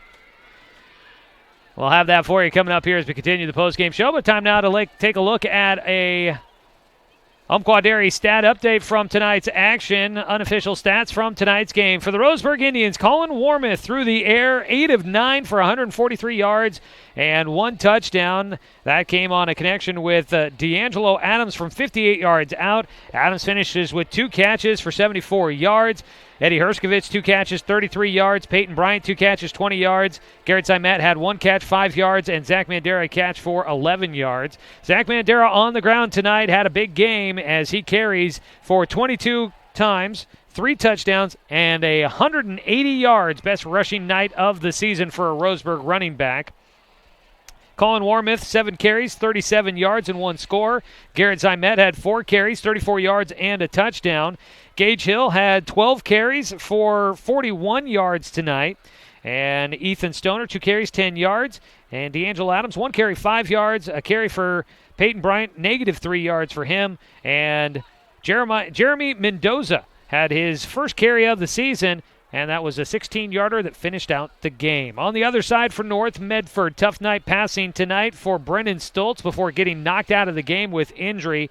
He had 4 completions on 15 attempts, 1 interception, no touchdowns. His backup was Colby Nairn, and he comes in 1 for 3 on the night. He had 35 yards and had 1 interception as well. On the ground, Eli Spence, one of the state's leading rushers, he had a tough night sledding. Came in averaging 8 yards per carry. He did not hit that number too often tonight. Had an 18-yarder, a 14-yarder, an 8-yarder, and a 17-yarder. Those are all the plays that he got that were at 8 yards or more. Not very many. He had a total of 25 carries tonight and finishes with 101 yards, 2 touchdowns for Eli Spence. Josh Baptiste had 1 carry for 2 yards. The fullback, Dallin England, finished 4 carries, 31 yards. Nairn, the quarterback, had 2 carries, -10 yards after getting hit for a sack. And in the game late, getting a carry, Jaden Sandusky, 1 carry for 3 yards. And through the air, had a couple of players I missed to see the numbers who got receptions, so these are probably off just a little bit. But Devin Grafton had 2 catches, 42 yards unofficially, and Jed Carpenter, 2 catches for 47 yards. And that is your Umpqua Dairy stat update here tonight. We've got one more segment coming. We'll name our Abby's Legendary Pizza Player of the Game, and we'll take a look at some scores and wrap things up for you here tonight from Finlay Field. Back with the rest of the post-game show after this here on 1490 The Score. This is Roseburg Football Online at 541radio.com. Thanks for tuning in to this week's game. Here's a look at what's coming up for the Roseburg Indians.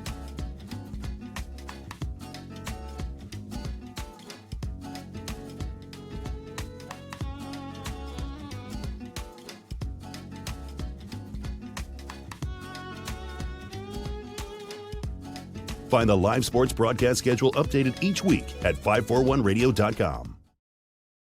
It's easy to spot people who participated in high school sports and activities. Right on time.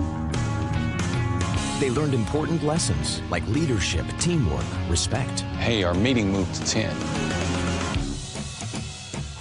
We'll be ready. Values that last a lifetime. We need to focus on 3 factors. Support high school sports and activities in your community. When kids take part, they get set for life. You are watching live broadcast coverage of Roseburg football on 541radio.com. This game is proudly sponsored by Roseburg Disposal, Tim's Appliance, Cooper's Pest Control, Umpqua Dairy, Fisher's Hearth and Home, Cascade Community Credit Union, Douglas County Farmers Co-op, Supercut, Good Vibrations, and also Chuck Swarman Family Auto Repair. At Brook Communications, our job is to get results for your business, period. We can take your story and tell it to the people you want to reach in a way that compels first-time clients to become repeat customers. We get them through your door so you can do what you were meant to do. Proclaim your sales message to the largest audience of any media company in Douglas County. Brook Communications dominates through the power of 5 radio stations and 541radio.com. Results amplified. Locally owned. Brook Communications.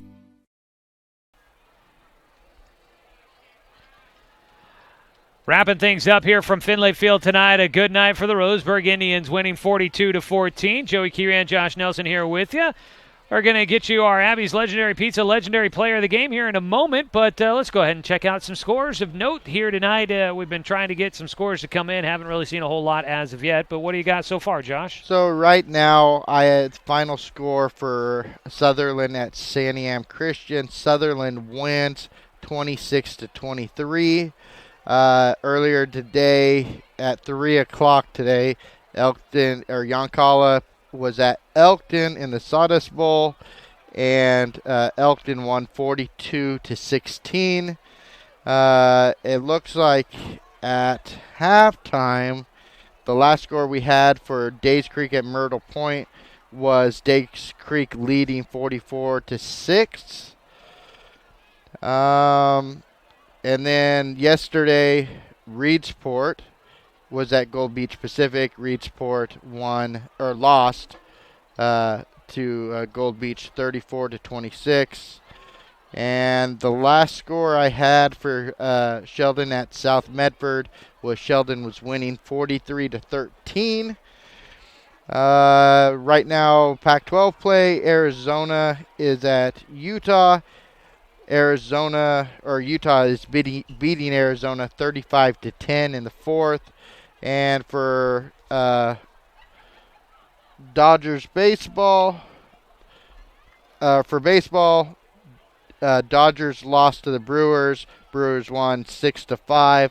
And it looks like the final for the Trailblazers was 118 to the Kings 115. Other games in the area that's going on that we're waiting for scores that I'm sure you'll have later on is Douglas at Cascade Christian, Hidden Valley at South Umpqua, Oakland at Monroe, Lost River at Glide, North Douglas at Mapleton, Days Creek at Myrtle Point. I already said that one earlier. Tomorrow, Riddle and Camas Valley are playing That's at a big 1 game. p.m. It's our Umpqua Valley game of the week. Yeah, and should make note that the interview we had with head coach of the Riddle Irish, Russell Hobson, is up online at 541radio.com on the 1490 The Score homepage. You can listen back to our interview and get a preview of tomorrow's game. A big showdown there at the 1A level. Yeah, and it's local in the county, so if you have nothing going on tomorrow and want to go watch a live football game at very little cost, you can get down there to Camas Valley and watch some of the smaller school talent in the area. And then we've got, in Southwest Conference play, we have Westview at Grants Pass, which I have not got a score for either yet. All righty. Well, we will definitely be working to post some scores, and we'll definitely have updates for you throughout the week on 1490 The Score. You can check out things there. Tune in on Monday for Off the Wall. I'm sure we'll be talking about this win, the Southwest Conference, and plenty more as we get back on the air at noon for Off the Wall. Coming up on Monday. We are going to be talking Blazers basketball with Jason Quick from The Athletic as well, previewing the start of the season for the Blazers, who wrapped up the preseason tonight with that big win against the Kings there, a tight one in that matchup. All right, Josh, we got to start wrapping things up here before everybody else leaves us here at the field. Time to name our player of the game tonight. A lot of good names that we could throw out there. Zach Mandera, Colin Warmouth. You've got on the defensive side plenty of guys doing some big things there for Roseburg as well. But we decided to go with maybe a little bit different angle on tonight's game. A guy that stepped in, back from injury, and had a huge game tonight, helping this Roseburg team put up the points on North Medford. So we were really concerned walking into this game about some of the guys that we lost for suspension or injuries or whatever else. And one of the guys that we had lost was Mahawi Lake on kicking. Well, Bryant came back today, and he showed that he was able to get that job done. He even kicked a 35-yard extra point today, and really surprised on that. He had an interception as well. So I think we're going to give it to Peyton Bryant tonight, and congratulations and welcome back, Peyton Bryant. Peyton Bryant, a junior, coming out and getting our award tonight, Player of the Game, brought to you by Abby's Pizza. Welcome back out on the field, and what a return he had here tonight. Really stepped up in the kicking game for Roseburg this evening. Well, that's about here to do us tonight here, folks, for the Roseburg Indians. They are back to action coming up next week when they head to Sheldon to take on the Irish. And it'll be another tough test for Roseburg, but they've got some positive momentum on their side. We'll see where they can take it. For North Medford, their next game is going to be at home against Aloha, their non-conference before finishing out the regular season, at home against South Medford in the Black and Blue Bowl down there in Medford coming up in 2 weeks. So We are down to the nitty-gritty on the season. Roseburg definitely puts themselves in a really good position to try and make the postseason here. They've got a chance to try and be one of the top 4 teams out of the Southwest Conference now since they beat North Medford. There's only 5 teams. You just can't be last. And so Roseburg with a win over North Medford, and they're tied with North Medford, they're an automatic bid. Now that they're tied, how does this... They're tied, but Roseburg's got the head-to-head tiebreaker against North Medford with the win. Against North Medford, but North Medford has a win against who that Grants Roseburg Pass. doesn't. But that doesn't matter because it's not a 3-way tie. It's a 2-way tie between Roseburg and North Medford. So Roseburg automatically would will have get the the tie. 3rd spot? The 4th spot out of the conference. Well, I'll have to do some more thinking about it, but I'm pretty sure that's how it works out here because Roseburg's got the head-to-head tiebreaker in this situation. There's only 4 teams. I guess Grants Pass, if they're at 1-1, they're playing a non-conference game tonight, so Roseburg will be at 1-2 behind Grants Pass, but ahead of North Medford because of the head-to-head tiebreaker. Yep. And you got to be top 4. So Roseburg could automatically be in the postseason right now. And you were talking about how Coach Heiberger would, at the beginning of the game, how Coach Heiberger would want to have earned his way into the playoffs instead of just getting that 1 or 2 loss because strength of schedule to get in. Well, if that's the case, then Roseburg just earned themselves a spot into the playoffs. We'll wait and see how things continue to work out. Still 2 weeks left to go in the regular season, but it looks like, I think the odds are right now that we'll be having a game coming up that first week of the postseason. We'll see how things work out there. All right, we are going to look forward to next week's game on the road in Eugene at Sheldon. That'll be a 7 o'clock kick there from Sheldon High School as the Indians take on the Irish, and we'll have the game for you here on 1490 The Score and online at 541radio.com, so stay tuned for that. Want to say thank you to Josh Nelson here tonight for helping out in the booth. A big thanks to Angela Keyran running the camera. Big thanks to Heather Nelson for allowing me to steal her husband every Friday night to come up here in the booth and talk high school football with me. Thanks to Brenton Cranford back in the studio for the radio production tonight. Want to say thanks to North Medford and all of their help with getting us ready. A big thanks to Demi DeSoto and Matt Bagley from down in Medford helping us with prep for tonight's ball game, the media guys from down in Medford. Want to say thanks to Athletic Director Russ Bolin, Head Coach Dave Heiberger, and the entire Roseburg football program for allowing us to bring you another season of Roseburg football here on 1490 The Score. And as always, a thanks to you, the fans, for tuning in for tonight's broadcast because, of course, without you, I'm just a guy sitting here talking to myself. I'm Joey Keyran, folks. We do hope you tune in next Friday night when the Roseburg Indians head north to Eugene to take on the Sheldon Irish. It's a 7 o'clock kick, and you can tune in to catch the action streaming live online at 541radio.com or tune in to Douglas County's home for sports, CBS Sports Radio, 1490 The Score. All right, Brenton, thanks, bud.